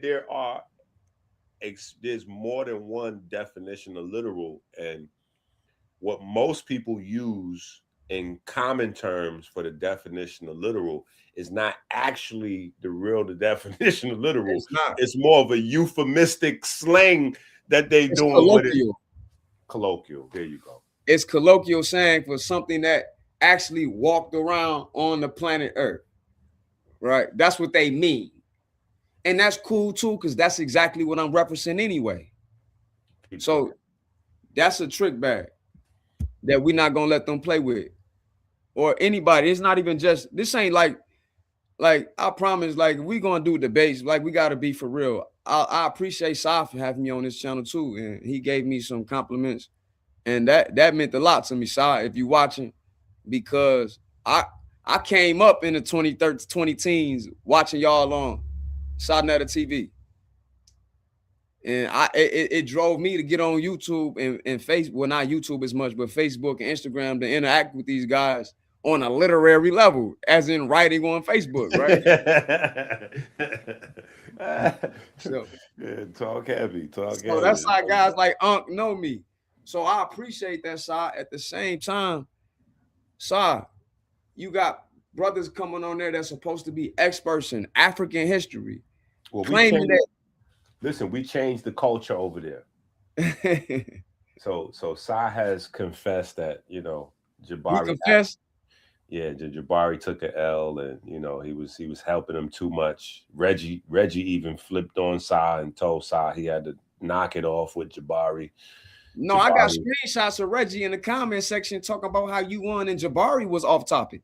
Yeah, no, that's what I'm saying. So Jabari, yeah. So Reggie got on Sai about that and was like, bro, Jabari has to actually start going back to the drawing board and actually doing some work now. He can't keep living off them old, coming in with them old slides and thinking. What you say he cosplaying? Yeah, he cosplaying over there. Yeah, you know what I'm saying? So I don't know. He cosplaying.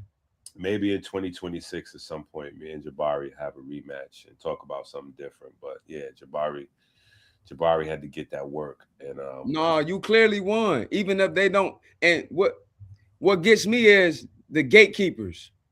Yeah. Because you agreeing with me at one time, but then when a comment is made, you disagreeing. And we're gonna get into that tonight too.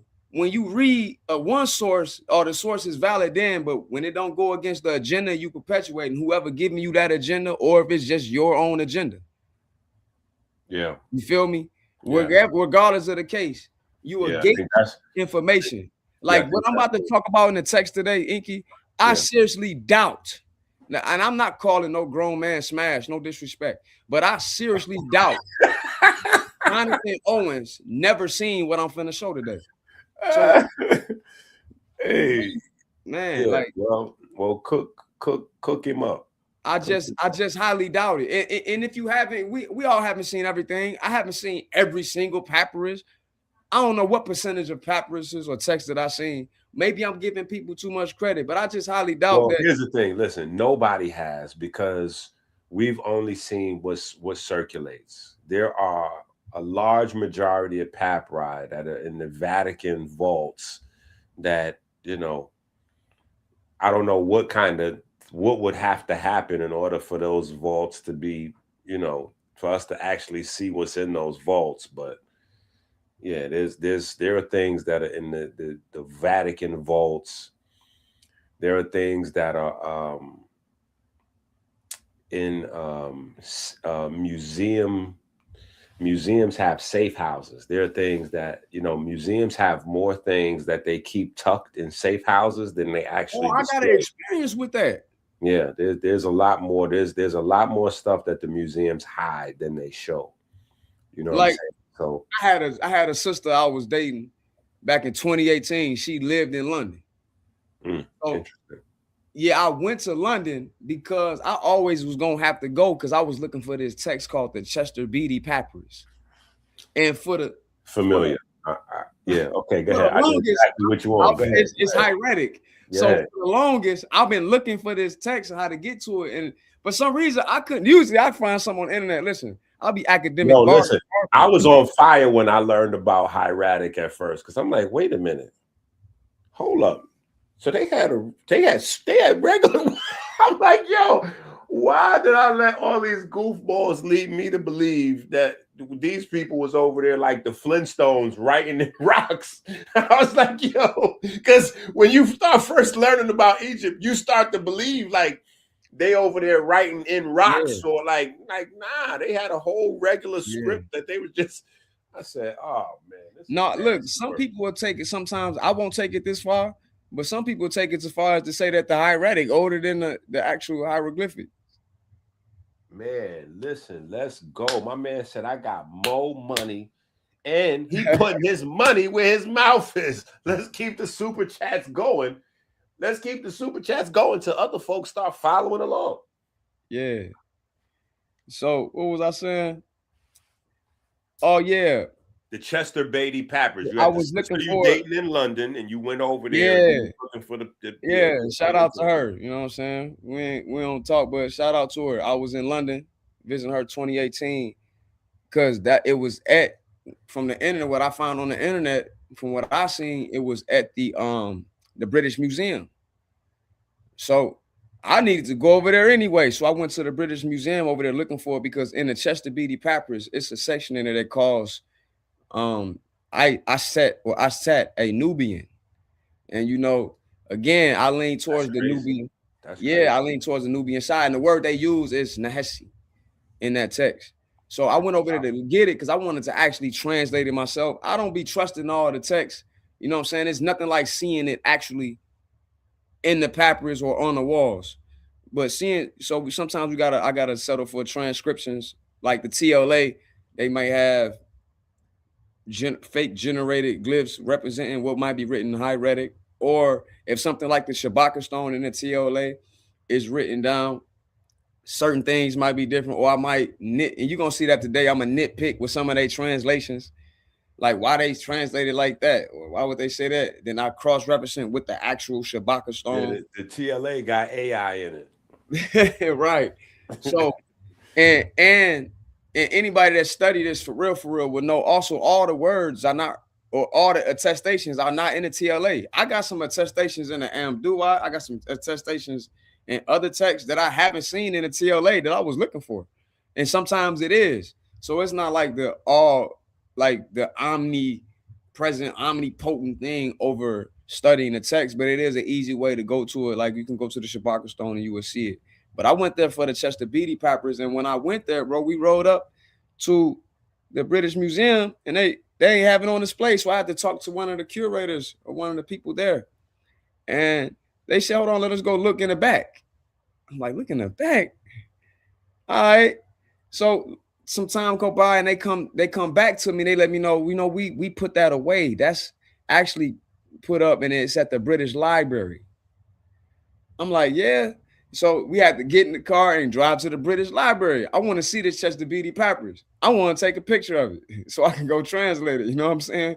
I want to have my own translation directly from the text, because calling her a Nubian, that's big to my research, even though regardless of what time period, and time periods do matter. But And with time periods, you can even see, to your point, you can see people that write. You will see scribes got different styles of handwriting. So you will see certain handwriting, even some of the same text might have two different handwritings. Like oh, this scribe write a little thinner, or this scribe makes it look more bold and a little thick. You know what I'm saying? So you will see the differences in different time periods or within the same time period when you analyzing these texts. But I wanted to go get that text. That text meant that I really wanted that. I was looking for it for some years, to be real, because I had seen the translations on the internet, but I hadn't seen the actual text. And I ain't want just the TOLA. You know, I really wanted the text. Like, let me get that. So when we went to the British Library, they didn't have it out at the British Library. They went to the back and said, hold on, let me go look in the back again. I'm like, they keep talking about the back. What they got in the back? So they go look and they said, oh, no, we don't have it out no more. It's put up in the back. So when I went there, bro, I never seen the Chester Beatty Papyrus. I seen a bunch of other things and it was like crucial or beneficial to me, but I didn't see what I went to go see. But fast forward, I end up going home and around 2019, or I think it was still 2018 when I found it on the internet. Then they had it on the internet. I'm like, man. So I went out there, but I had a good time. But that's to your point. They be hiding text. They have certain text. They put it away that we can't see. Like, I want to see the text because you are at the translator's mercy to believe that that's how it's written in the text, because they could be wrong or they could be right. I'm just not into trusting them. You feel me? Yeah, so that definitely my experience with that. To your point, I'm definitely with you. That's literal. Let's get to the back to the PowerPoint. Let's go to. No, we ain't even read literal. I mean, but we talked about it, but let's read it. 14th century, taking words in their natural meaning. So there's a connotation right there. Originally in reference to scripture, and opposed to mystical or allegorical. So it's opposed to mystical and allegorical. So that's what their argument is. Even though it also says scripture before it says and opposed to mystical or allegorical. So these different forms of usages we see there. From the late Latin literalis, meaning of or belonging to letters or writing. That's where the problem. That's where the problem comes in. Right. That's where it comes in, right there. Because when you couple literal with character, you're now talking about something way different than a person walking around. Right. It could be talking about either or. That's why I don't even want to play games. And I don't have a problem with semantics, as long as we lose the semantics as not the colloquial way of using it. Like we're saying, we're playing somebody off as if we're sending you the wrong way. No, like these semantics, as in the essence of what that means, the meaning of something. Semantics is meaning. So all of these meanings apply to this. And I'm saying, okay, I'm going to show you one that's talking about something actual that's opposed to mystical or allegorical, which leads to the next word, actual. Early 14th century, again, an adjective pertaining to acts or an action. So that means this is synonymous with fact, because when you look up the definition of fact, it's something that is done, an act. So you can't have something actual and say, I feel the spirit of hey rule, and then say it's not literal, because you're feeling something. You're actually feeling something. Yeah, that was crazy. You're actually feeling that. That was crazy. That was a dead body right there. I couldn't. I'm not bugging, right? I couldn't believe. Yo, I couldn't believe. Am I playing the Harlem game that he kept saying you was doing? Am I? That was crazy. I flipping the words. Am I putting the South Chicago thing on it? Dog, 144th. Yeah, that was wild. That was wild. Keep cooking. So, in a broader sense, real or existing. There it is, right there. Something real. Well, photons are real, right? Am I tripping? Photons are very real. Electromagnetic energy is real. Photons are very real. Photons will give you skin cancer if you think they're not real. Yeah, photons will cook you. You know what I'm saying? Photons are cooking. All right, cool. So let's get back to Jabari. He's had technical issues. Now he back. We back. Okay, Jabari. Simply because you pray to a deity doesn't mean you believe that they are a literal historical entity. You're freezing. You're stopping, Jabari. You're stopping. That don't mean it's not a literal historical entity. Wait, what? Again, my position is clear. I understand that the allegorical aspects does not apply to the idea of being literal in the way we use it. I'm using it. So they can't say we playing games with words. I acknowledge that the allegorical aspects of the poetry expressed within the Egyptian language is not literal. The issue is you can't pray to an entity / deity and claim it isn't real. Aspects of allegory and literal ideologies are expressed in the text. And I mentioned one aspect of allegory with King Tut, who was a literal person. But we know King Tut wasn't born out of a flower for real. Like, let's be for real, right? Facts. All right, Jabari. Let's see how far you willing to take it. Literal historical person. And I'm going to literal deity. Simply Literal because deity. See how he tried to make it person? I had to correct him and say deity. Because a deity is this force according to him. But my question is this force literal? okay, literal deity. Deity. He didn't say person. Literal deity. Yo, literal, JJ, come on. That's strike two, brother. That's strike two. Let me say to you very clearly, simply because you pray to an energy, to something that exists in the universe, that Strike two. That does not mean it's literal. I am a Kemetic priest, and I have been praying to the deities for over 30 years. Wait. How do you pray to something that's not literal? Are you praying to an allegory? How does that work? No, put me on the camera. I just want to, like, am I tripping? No, it's called insanity.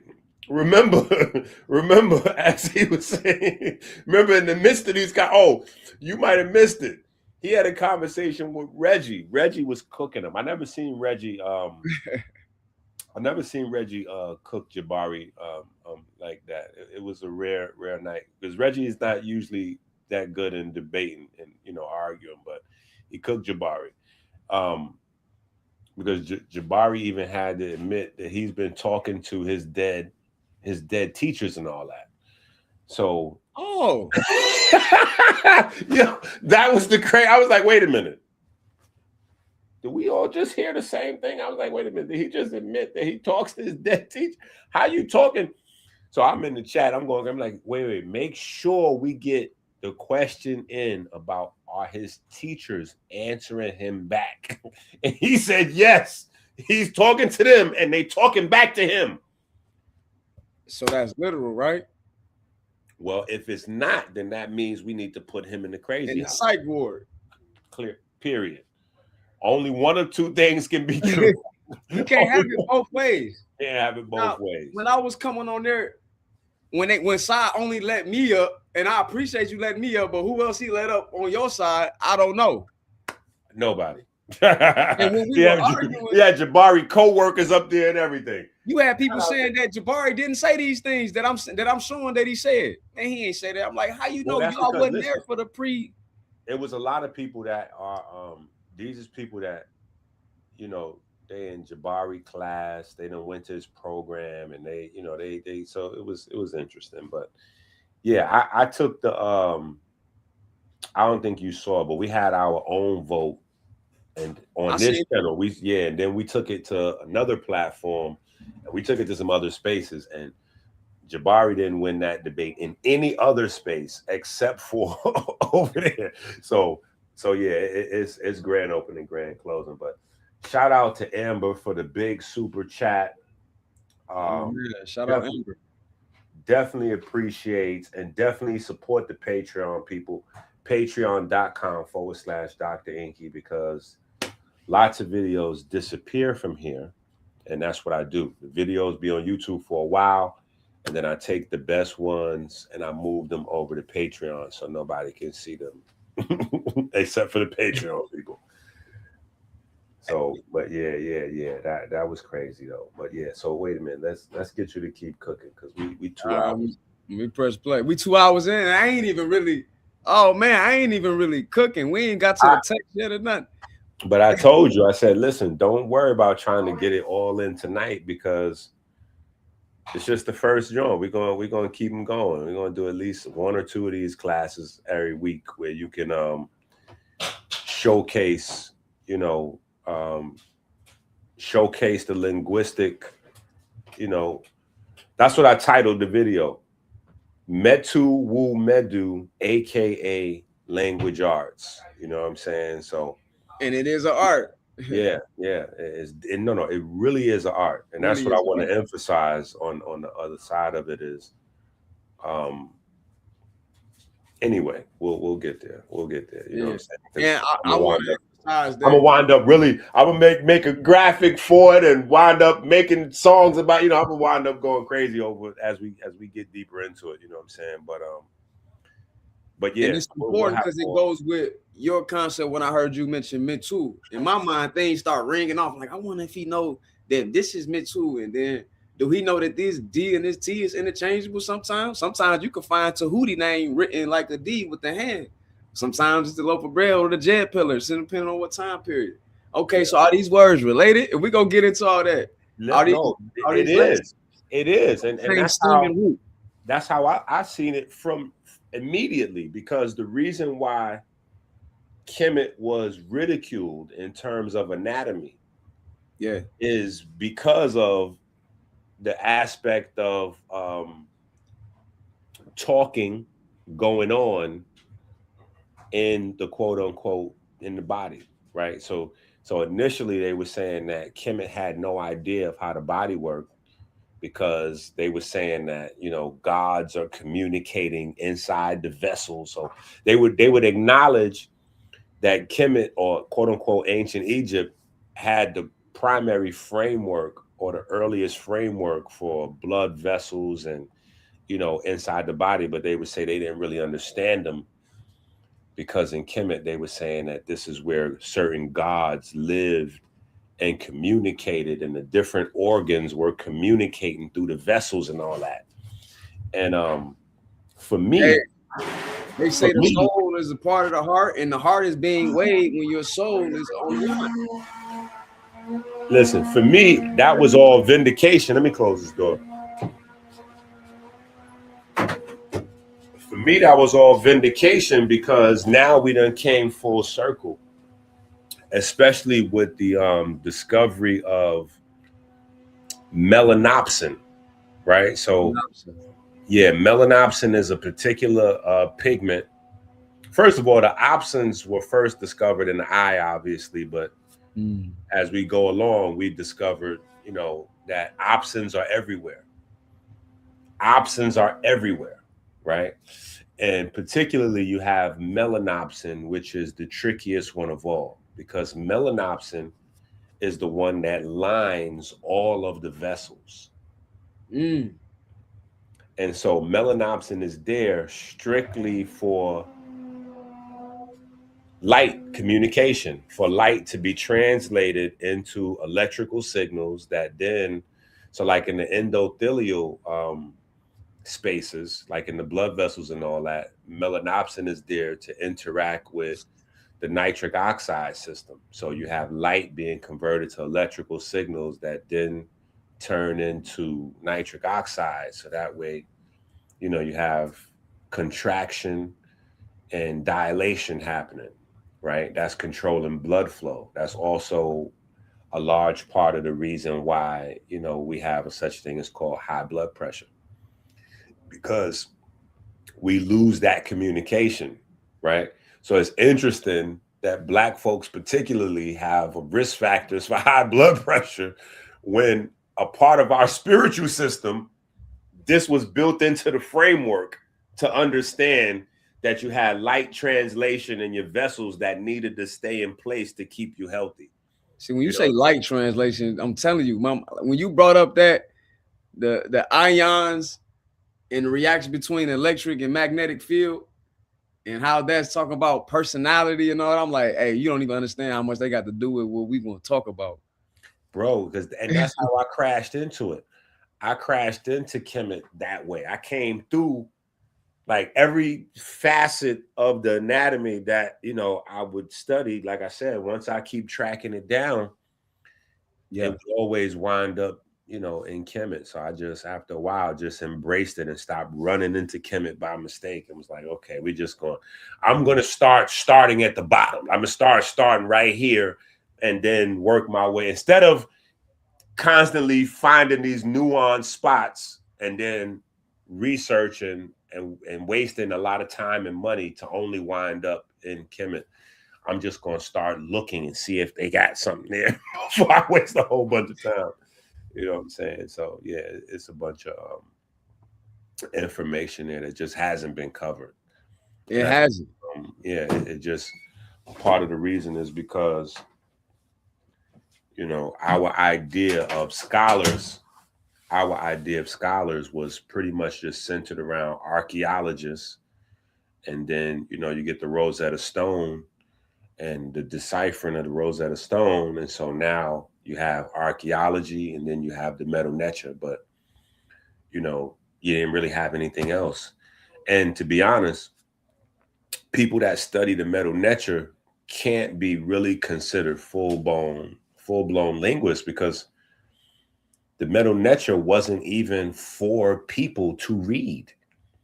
The Medu Neter wasn't even for John Q. Public. They had other languages for John Q. Public. That was for the priests. You know what I'm saying? So John Q. Public wasn't even privy to, in that time period anyway, John Q. Public wasn't even privy to all what was going on in the Medu Neter. Yeah, I won't argue that. I would say that and that's interesting because we talk about a guy that called himself a priest, but the priests were language first. Correct. So you're supposed to know. Yeah. So when I'm on Side Show and I bring up cat and speaking of consciousness, and we talk about the Shabaka stone, and y'all bringing up the Shabaka stone in y'all debate, and you don't know what I'm talking about. I mean, everybody don't know everything, but you got to know that. You know what I mean? So we're gonna definitely get into that. So we're gonna let Jabari finish. You can hit the share screen. What's that? Protein?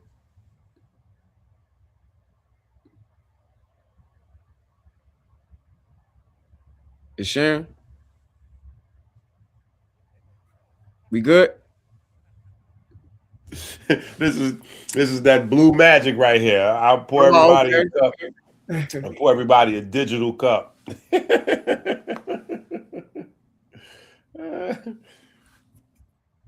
I bet. That I think that there's literally a woman with the sun on her head. Now listen, I know we black, but if you go outside in the sun for too long, you will get a sunburn. You tell me there was a woman with the sun on her head?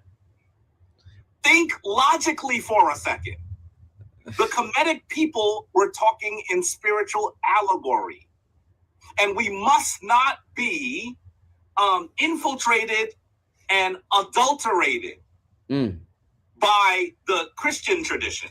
The Christian tradition argues that's right. The validity pump them of up. their tradition is that it is literal. Right. That is how Christians have created this tradition over the course of nearly 2,000 years. Right. That's what they've done. We don't need to do that. The Kemetic tradition lasted for longer than 2,000 years. Agreed. And the Kemetic people did not argue that each deity was literal. I will prove that using the sources, not just my ideas or logic. I hope that you get the logic of looking at Ast. Some people call Aset, who the Greeks called Isis. By the way, Nana Blavatsky's major book is called, I'm not gonna even tell you because Enki should have answered that question. But I want you to actually recognize that if they create a woman with the sun on her head, with the moon on her head, with all of these things. Pause it right there. Can you pause it right there? Yup. Do you have the ability to rewind it? or no? Mm-hmm. I don't want to mess it up. I think he should have answered that question. Yeah, But a I little want bit you more. A little bit more. I want you. No, just so we can hear him say that and get the context of how he said it. Mm-hmm. He said it as if he know. Well, if you know, why you try to act like you ain't know what that teacher? Anyway. But not only that, he tried to say it like because he wanted me to say what Madame Blavatsky's the name of her book was, because he was trying to say it as if Madame Blavatsky was teaching comedic science. This is the reason why. This is the reason why it was such a big deal for me, because he trying to say it like he want me to admit the name of the book, because then that's gonna like blow my argument away. Like, yeah, Madame I'm not even going to say Blavatsy's anything. main book is ISIS Unveiled, and so I was like, oh, right. Since you did that, you don't even know you killed yourself. So that's where he opened the door up for me to later on bring in the facts that, the stuff that really got under his skin. Like, because if he would have never said that, I would have never brung up what ISIS was unveiled as in Madame Blavatsky's books. Because he brought it up. He brought it up. And so in Madame Blavatsky books, Asar, Heru, Osset, they are revealed as like a bisexual trans, hermaphrodite gods. You know what I'm saying? And so yes, that's where that whole so that's why I was like, yo, he's wild, because none of this is comedic science that you're teaching these people. All of this stuff comes from Madame Blavatsky, and he was proud of his studies of, well, I'm the only one that studies Madame Blavatsky and Inky. Why don't you tell us what the name of the main book is? I'm like, I ain't saying nothing, but I will create a few choice slides for you later on. We will circle back to this. Well, I ain't gonna touch too much on the hermaphrodite stuff, but again, if we're gonna lean onto the text, like he said in this video, in y'all debate, not once did he go into the text.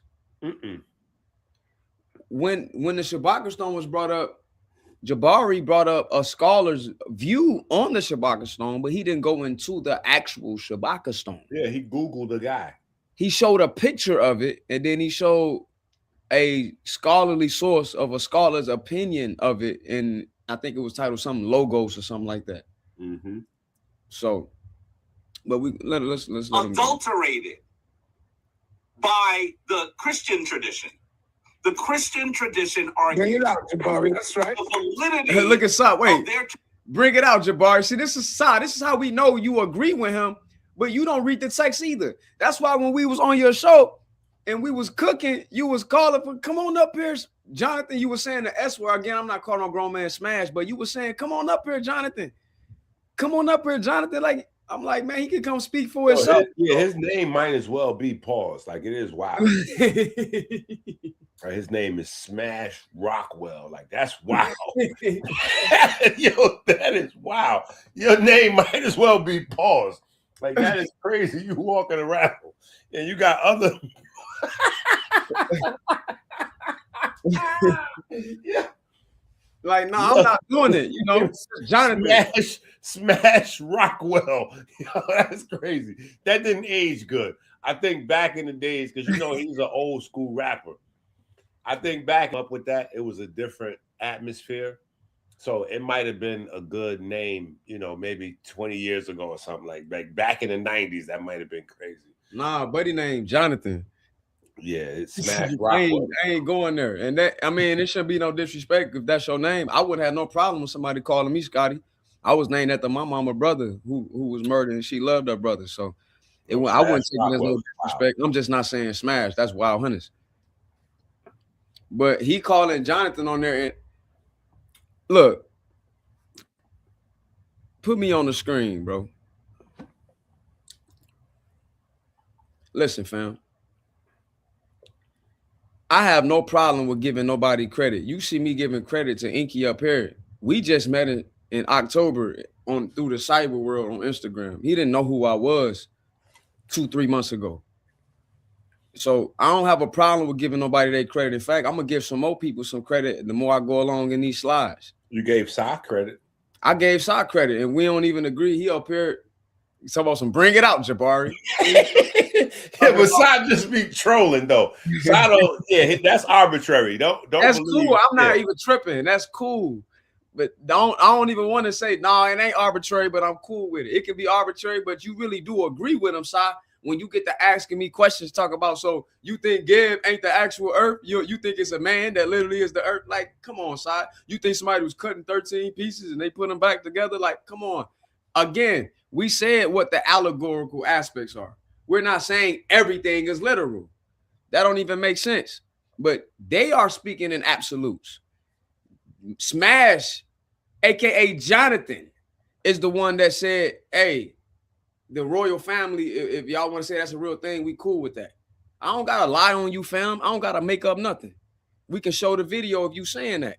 So if you say that he might be real, you trying to make it seem as if that's just what the Plutarch was saying. So why would you say that? Why would you say that the royal family was real? Because if Wen-Nefer is real and Wen-Nefer is Asar, then that means his son got to be real. His wife got to be real.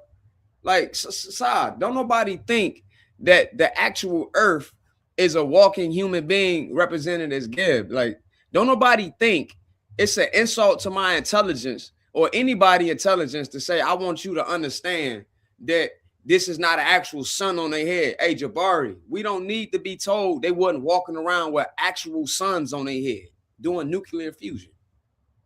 Like, what are we doing? So when I'm in there on side channel and I clearly mentioned the Karnak text and you claiming I got win my eye from you, fam, I don't gotta demonstrate nothing. I can care less what you believe or don't believe in, fam. I don't care what you think if I got that from you. Don't go on your channel mentioning my name like, oh, everybody in your chat can see it, because I got the screenshots, me saying it in the chat, what my name is, where I got my name from.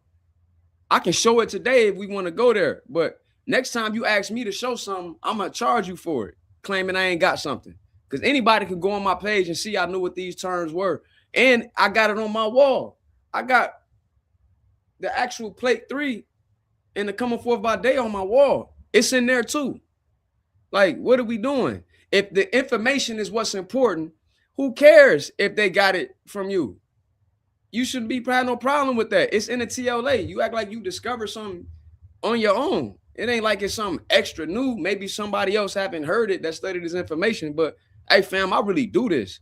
Like, don't stunt your move on my name. I don't know you and you don't know me. You can keep it cordial, keep it respectful, and how when them white people come on your show and you talk to them a certain way, talk to your people that way. Agree or disagree. Me and Jabari disagree, but I ain't up here really banging on him on his character or nothing. Like he gonna lie and make up something. Like, I don't got a lie to you, fam. Who is you? You gatekeeping. Anybody can look in the text and see win my eye. So when I said it was in the Karnak text, why you act like I didn't say it was in the Karnak text on side video? I clearly said that. Anybody can go on my Instagram and see that I'm quoting that exact Karnak text on my Instagram.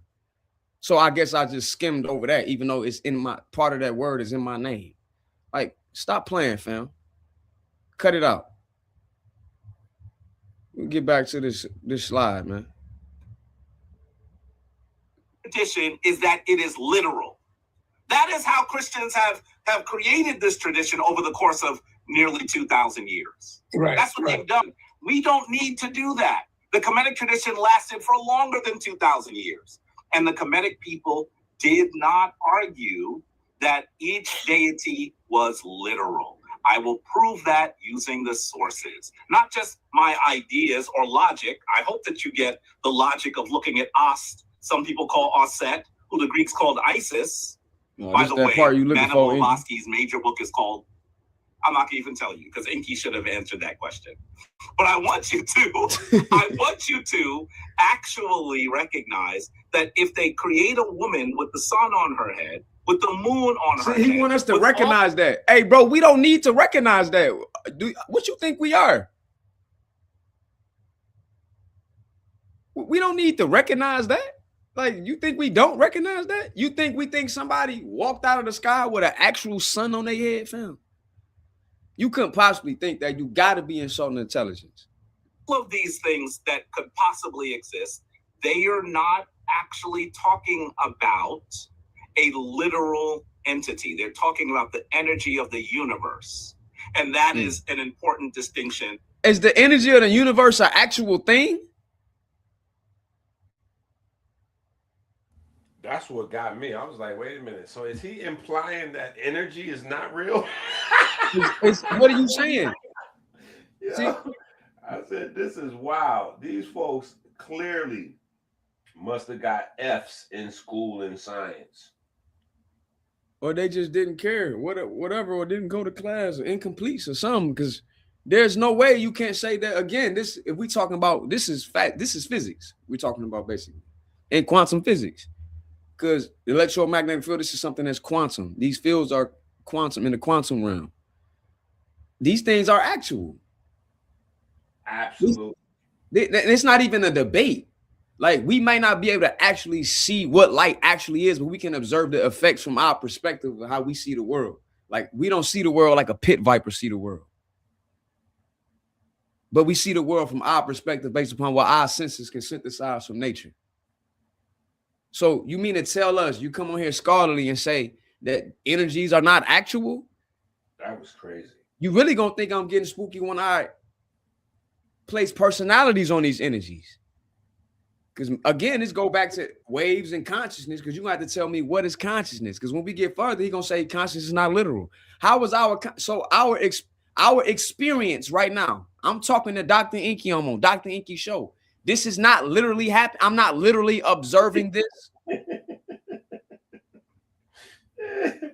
I'm not literally aware of it. I know, see, when you got post-traumatic religion syndrome, you don't want to answer the question of what does our consciousness come from? If everything can be explained in nature, if we're looking for a true TOE, which is an acronym for theory of everything, doesn't that mean it has to explain everything? Literally everything? They go that word literal again. Literally everything. If it's a true TOE, a theory of everything. So energy is not a thing. Well, we're going to see how the ancestors looked at that energy and where did that energy come from. That someone who has been studying the Kemetic tradition for a long time, reads the Kemetic text, is able to make. All right. Hey, if you pay real close attention, Inky, your name popped up as I was making this video. Did you see your name pop up in your YouTube? Let me go back. No. You see that? Oh, there you go. Yeah. Dr. Inky says Jabari, a Kemetic priest with no Kemetic belief. That is right on time. I did not plan this. Because we're not saying they're all literal. See, he tried to conflate something I said. Again, I said there are literal aspects. There are actual allegorical aspects. I never said every nature was literal. So where did he even get that from? I done reiterated this about 3-4 times. I'm only on slide 11 that I understand. We understand there aren't all literal aspects. Some of it can be allegorical. I think we understand that. I shouldn't have to do that for grown people. But Kemetic priests will know. You can't tell me who they praying to. Like, come on, fam. You saying it's an energy of the universe? Is this energy conscious? Reads the Kemetic text, is able to make. All right. Let's move on. Yeah, let's move on, Sir. Because you tweaking. The idea of praying to a conscious deity that one believes is hearing their prayers is not a Christian created ideology. He tried to make that seem like we must not impose Christian literalness onto the Kemetic text. as if they wasn't doing that already. Egyptians and other African traditions clearly pray to a force they feel is conscious. Rather or not, if they believe the creator is a boundless force outside the paradigm of space and time, and or felt that AGIs and walked among them. This ideology is not just in Africa, but all over the world. We can see this in Hinduism. Imagine if the Hindus, put me on the screen, bro. Imagine if the Hindus lost their culture, like Kemet disappeared and was under the sands for thousands of years, and they didn't keep on to Hinduism. It'd be people here trying to tell you they didn't believe Krishna was literal. But all you got to do is go talk to somebody that's a Hindu practitioner that's indigenous to that land, or so-called Dravidians or so-called Indian people, whatever term make you feel good, how to address the multiple ethnic groups there. Those people think that Krishna is literal, right? Wait a minute. So these things all over the world, these things didn't start with Christianity, Jabari. And you imposing your hate for Christianity onto the text instead of letting the text speak for itself. Again, we understand the difference, Jabari, of allegory. And there you go. Anyone with a reasonable mind knows a woman with a lion head with a literal sun isn't on someone's head. That's elementary. And I know you don't think we that stupid. Let's be for real. What is conscious? 16th century knowing, privy to, even poetic, from Latin conscious, knowing or aware. So our awareness isn't literal. Just because we can't touch it, we can't prove the effects that of our awareness just by simply observing anything. Does that not suffice? We may not be able to pinpoint its origin or its essence or what it is fundamentally, but we can't do that same thing with dark energy, can we, Inky?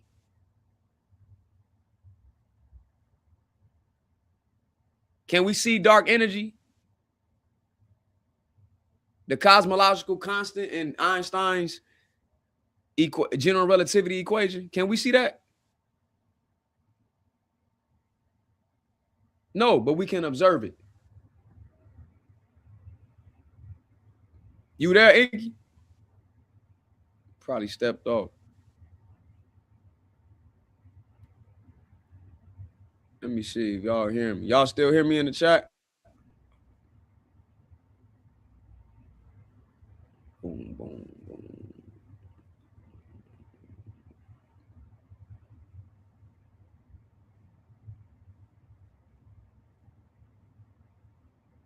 What it do? Let's get to this. I don't know if Inky can hear me. Are you on mute, bro?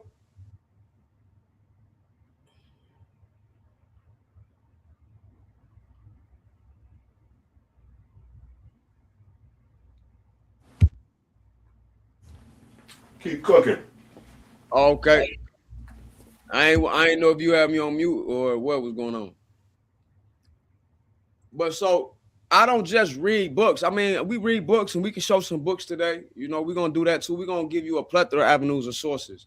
But like I really do field research. Like I sit at the campfire and actually talk to these people that we claim we study, or we claim who we come from, or what has a rich culture. What's we got 30 more minutes. For sure. The origin of these cultures. So I say, listen to a South African of the Kwe tribe, Kwemana speaking people of the Ora nation. Ora. He calls himself Daru Uru or simply Abdul. This is a brother native to South Africa. He's a linguist.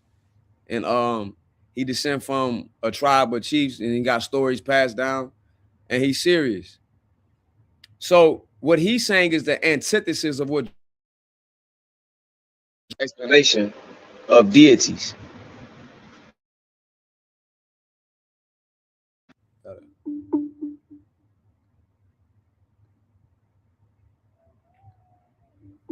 You still hear me? I still hear you, but don't know what that's doing. Good. Are you trying to share something else? Don't worry about it. What you All right, here we doing? go. No, my Siri started talking to me, tripping. Okay, so this brother's explanation is the antithesis of what Jabari was explaining. Wait. Is this in your presentation or this is something else you're trying to share? No, this ain't my presentation. Oh, okay. Yeah. Because I can only see that one same slide. I don't see the slide with the brother on it. I ain't put him on there. I'm still reading this, explaining who he is. Okay. I got it. Things he did, for sure. So this is his explanation. He's an actual African from the Kwe tribe, the Ora tribe, or what some people call Khoisan speaking peoples. He don't really like that term, but for understanding purposes, that's what we're talking about. And he's done great works in the revival and preservation of indigenous languages with the Pan South African Language Board. So I'm talking to brothers that actually work on the Pan South African Language Board that's constructing these languages to deal with these linguistic matters. So this is the brother here. Recorded, I think it's just because, I don't know, I got to get a little better with it, but even if the mouth isn't lined up with the words, you can hear what he's saying. And so he going to let you know who he is right here. This is an interview I did with an Ora person or someone from the Kwaimana speaking tribe.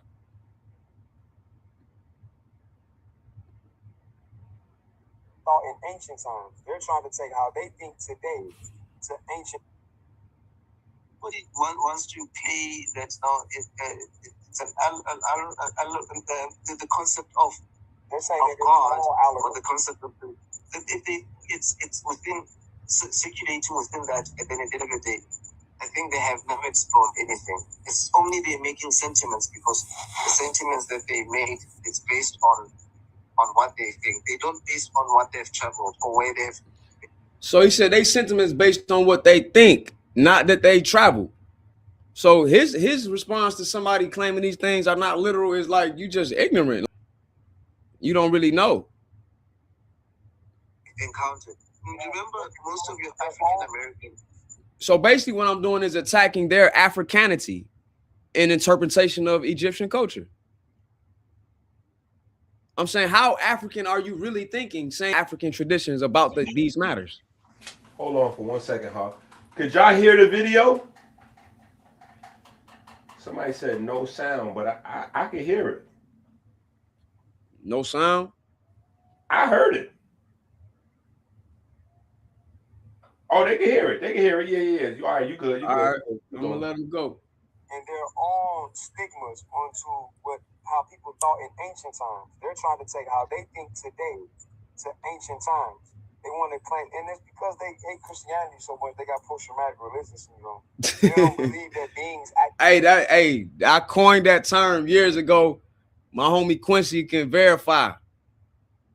Post-traumatic religion syndrome.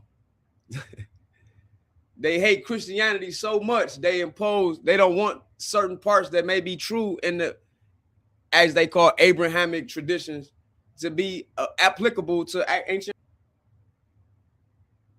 They came from the stars in our stories. They think that, that's just an allegory for the sun rays. No, in our traditions, we really say beings came from the stars and taught us things. But history and religion, it's two different things. They shouldn't. That's why, let me make an example. I follow Islam, right?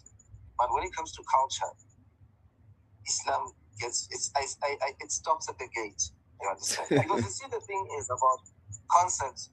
There are certain things you need to think in your brain. That's why you have your left brain and your right. There's certain things that you need to understand from a certain perspective, not religiously. When you think religiously, there's limits. But the tightness of what existed, pre-existed back then, it's something extraordinary. It looks like a mythology, but it's not a mythology. But if people think with the narrative that comes from a religious, the religious perception or the religious, what could I say? If they have that religious ideology with it, then they wouldn't think as much spiritually. Let me tell you one thing about spirituality in terms of individually, spiritual individually, even for not having to bring religious connotations in the spiritual world. Spiritual world is very significant and very deep. To come and say it exists from Christianity or Islam or Judaism or whatever, do you understand? It's very significant because if something comes to you as Matthew, and then it will instruct you to something that even beyond religion, that religion could comprehensively explain to you and say, all right, this is what you need to do. Do you understand? There are certain things in spirit that even most people they cease not to understand properly. Do you understand? The connotations that have been created over and to say, no, religion is this. People, they took a religious blanket, they covered it to culture. No. When you solve history, you leave religion behind. You need to understand how people back then they thought. Remember, even if things evolve around the world, it doesn't sanctify that the evolution that we have today, it is the true concept. People always had those concepts.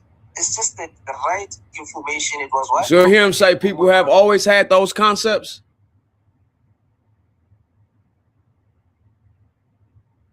Testing from the past, and we had those who were conquering their contestation as well. They wiped out, or maybe they took off the right information.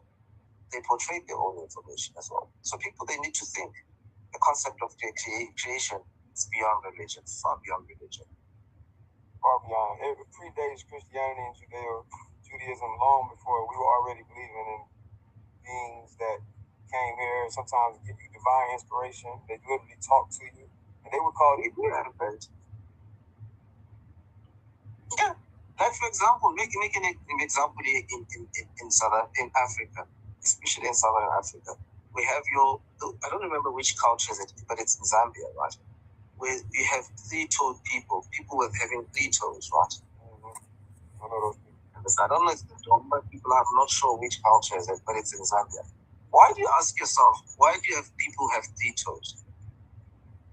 Some would say it's abnormal. It's not abnormal. It's not abnormality. It's something that gives a narrative that in the past. Do you understand? There's certain things that affected who we were today. So he said there were certain beings that affected who we were. You hear that, Inky?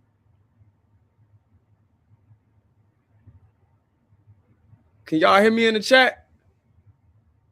Yeah, we listening to you loud and clear. Keep cooking. Now you in the kitchen. That's what he said. Now watch this. Next. So now, the Twa, who are these Who people? is that? The Khoi, the Sankoi, the Bush, the Botswana, the Twa. All of these people represent the very short people on the planet. They are the oldest people on the planet Earth. Their DNA is the original Homo sapien sapien. And everybody who's on this planet is a child. Look at that. It's a child of them. That's what he was saying. That's definitely keep going. And shout out to Happy Films. They was interviewing Infudigi. Let me give them that credit. Yeah, that's definitely Infudigi. You see them as hunters and gatherers. You see them in family clans. You see them as musicians. They're doing the dance of the gods here. The dances of the gods. At the top as hunters. And then you see the family unit here. Go ahead, next. And I'm showing you different groups of them. You can see all the way across the island. So he showed different groups. He got the Central African so-called pygmies, like the Baka pygmies up here, called Abattoir. Then he got the Jumlasi. These are the Jumlasi people that they call Khoisan. Or San. The Khoi and San, they bunch it together, but they don't really like that. That's not even historically accurate. Just keep going. This was a good joint. On the planet, they speak with a click. See, they speak with the click languages. Vowel system and language system that exists of any speaking people on the planet because it's the oldest. The youngest is Hawaii. In Hawaii, I think they only got like 18, 19 different sounds in their speaking language. So we go from the oldest here to like in Hawaii, the youngest. Next. Now, how are they depicted in ancient Kemet? So I show you what they look like really. Now I show you all the different decorations in Kemet. So Infudiji is comparing these beings that did the dances of the gods to bears. So I think it's okay if I do it. Instead, I didn't just show pictures. I went actually interview one of them. So if the oldest people, according to Infudiji, that we all come from, that has the oldest genetics markers, and I know my brother Quincy and they probably talk about that AOO from William Perry, but that's another sidebar. But if these oldest people are saying these things and he's equating them to deities like Bez right here in ancient Egypt, then it's okay for us to go here. Inky, remember when you said we're going to show the source of the sources? Well, let's talk about the source of the source of the sources. This is from the Harkuf text. This is an excerpt. Source of the source of the sources. I like that. The source of the source of the sources. Right. So he compared them to them, but I wouldn't actually interview one and been dealing with talking with this brother for probably a little over a decade now. Actually, I got a lot more coming. Like this real field work right here. Y'all getting it firsthand. So here go the Egyptian text right here. Jet in right here. We right here with it. So we going to some text right now. I know we cutting the time short. So here goes some text. That in these things said, these madat, these words. So in your letter, you said, so this madat right here is most likely letter instead of words. Jadid in is in the letter you said, you said something. Jet in ke, that suffix, that K right there is saying like you. So not saying you said. You said you brought. Take in when that inni nk, you brought. So this is a verb here, denig. This word highlighted red, denig, is a word for pygmy here, or sometimes they translate as dwarf over here. You see right here. So this pygmy, iba'u neturu, did the dances. This is dances, and then neturu, of course, we all know of God. So remember, we was talking about vibrations and dances and how we communicate.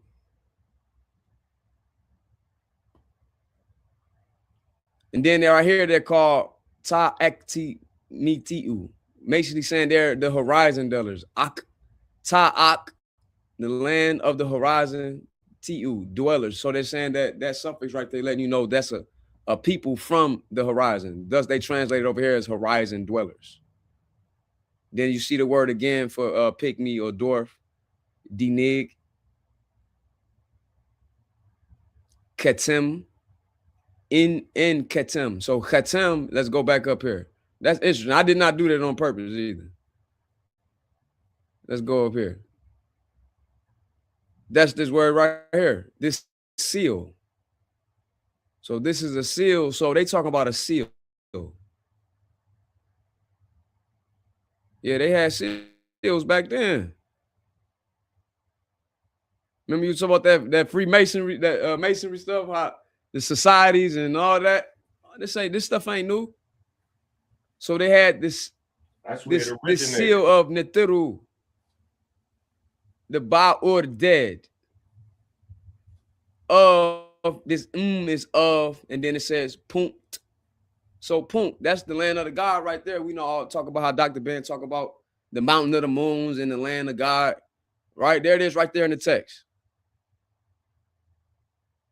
From punt at the time of Izzy, or they transliterate it as Isesi. So that's somebody's name written in the cartouche.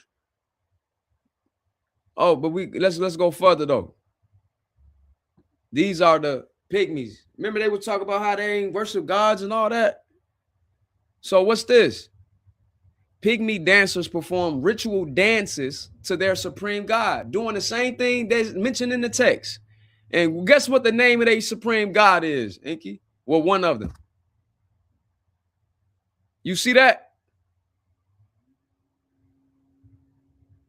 Kanum.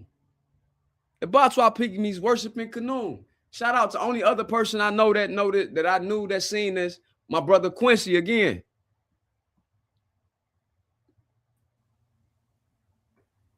The Batwa. Now that gets crazy because remember the earliest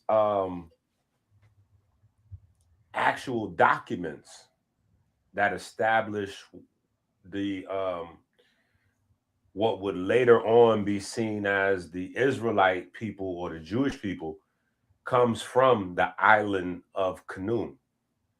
It comes from the island of Kanum. That is the earliest documentation, solid documentation. That's not arguable. It comes from the island of Kanum in the middle of the Nile River. The island of Kanum is a little tiny island in the middle of the Nile. And that's where the first temple of quote unquote Yahweh is founded. So this is where I make my argument that this is only one group of people. This is not about, this has more to do with the Greeks and, the Bible and all these other concepts, because even when you go back to the earliest versions, most of these books are all found in Kemet or in the surrounding places or properties that were Kemet at one time. Because a lot of times when we look at the modern map, we don't realize that at one time, Kemet was 4 times larger than it is on the modern map.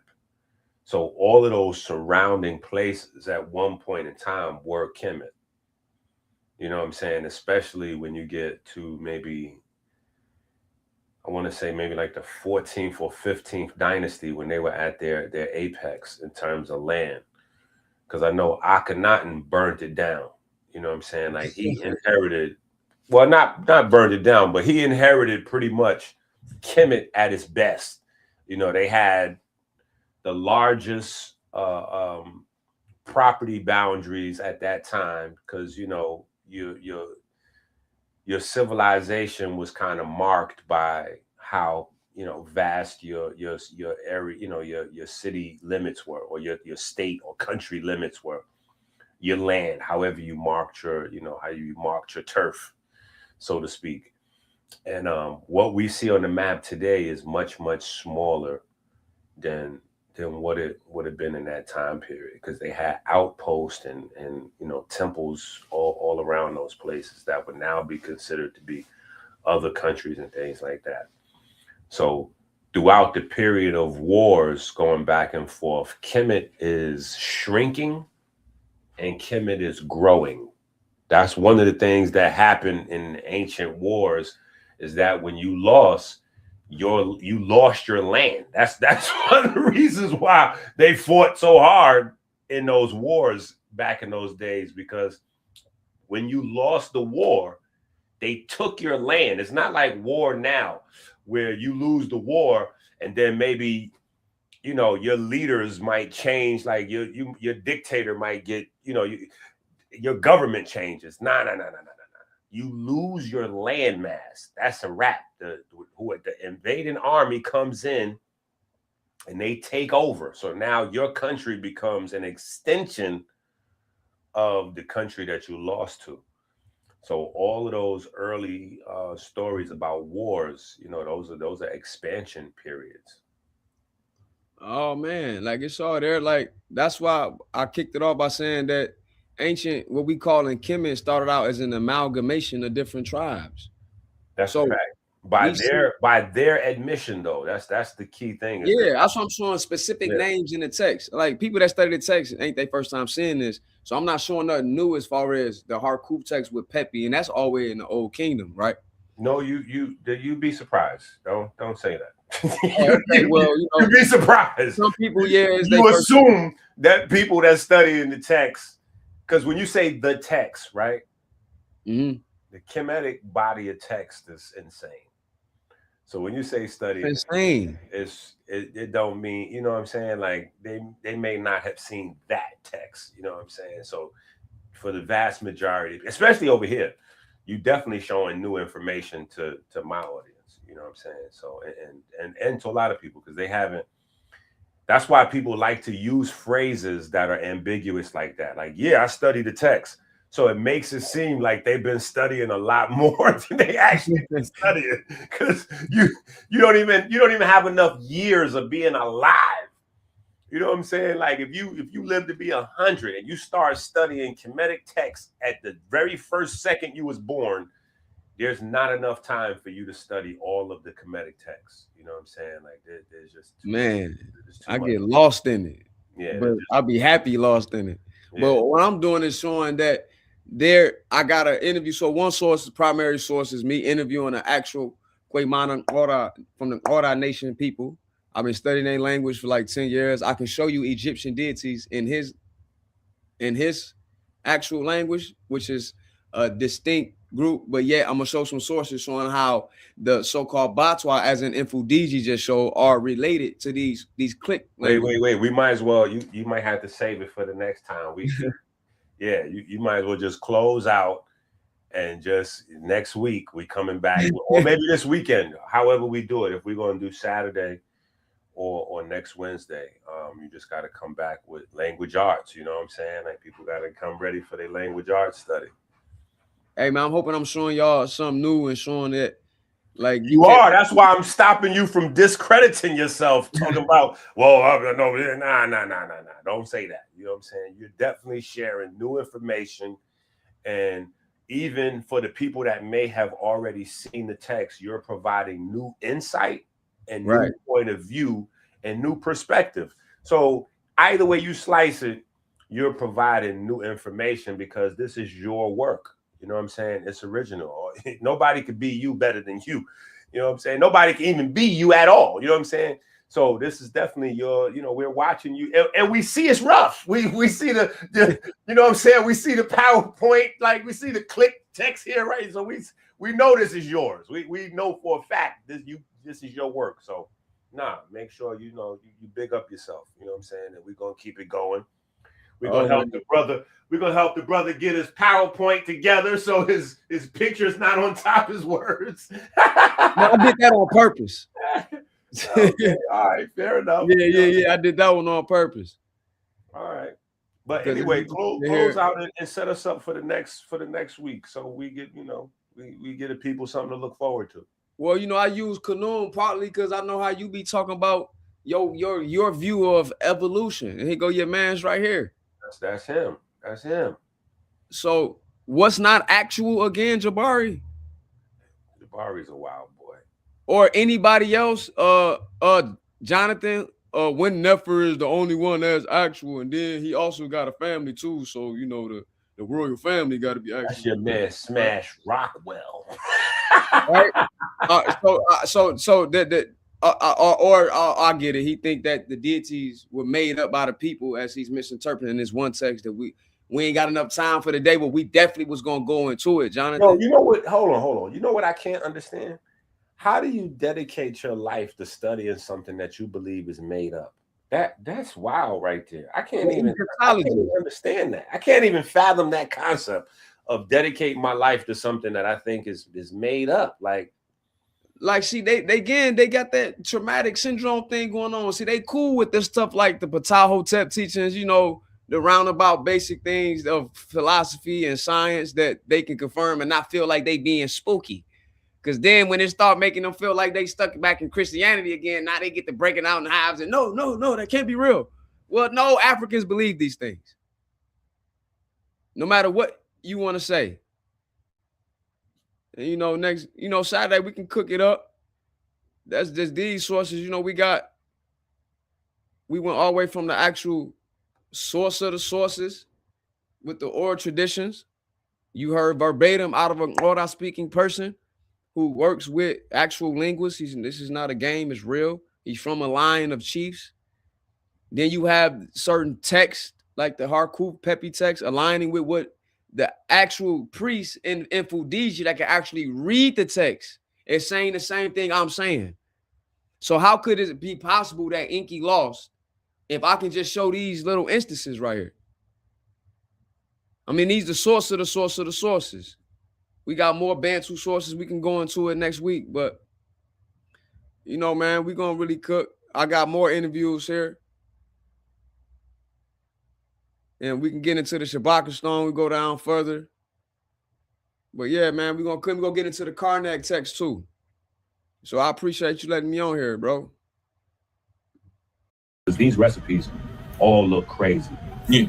And I'm definitely grateful to collab with Ink. Like he's been, you know, sort of like a silent mentor, kind of like, you know, guiding me through a lot of these different processes, and, you know, me reaching out to him. What do you think about this? What do you think about that? So that's just a testament to, you know, a lot of information that, you know, I gathered from him and other people. Lamar, don't take my word for it. Scholar, Society Baby, Dead Stock, Madman, Jeremiah. Thanks to the whole chat. It's not just kitchen chemistry. You gotta add chemistry in the kitchen.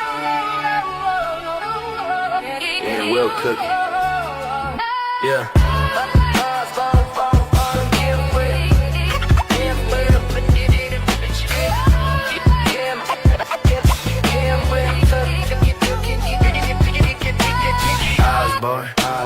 Osborne, Politic, Kev, Brian, Amber, on your speaker.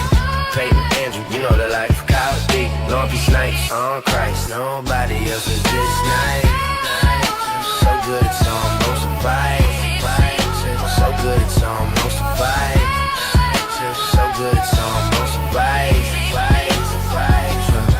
I've been nice like nobody else. Right in the fear, look, Paul top shelf. It's nothing new, you can tell me. I live off love, shout out to Helvy. I believe in God, it's really natchez. 20 years later, we're Philly natchez. 100 packs popping, studying, detoxing. Live me on YouTube, new books dropping. We yelling, add your game, add your game, add your game, add your game, add your game, add your game, add your game.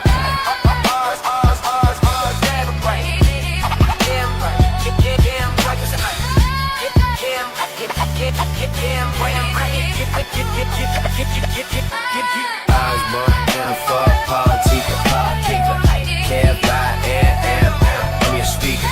Peyton, Andrew, you know the life. Kyle D, Lauren B. Snipes on Christ. Nobody else is this nice. So good it's almost a vibe. So good it's almost a vibe.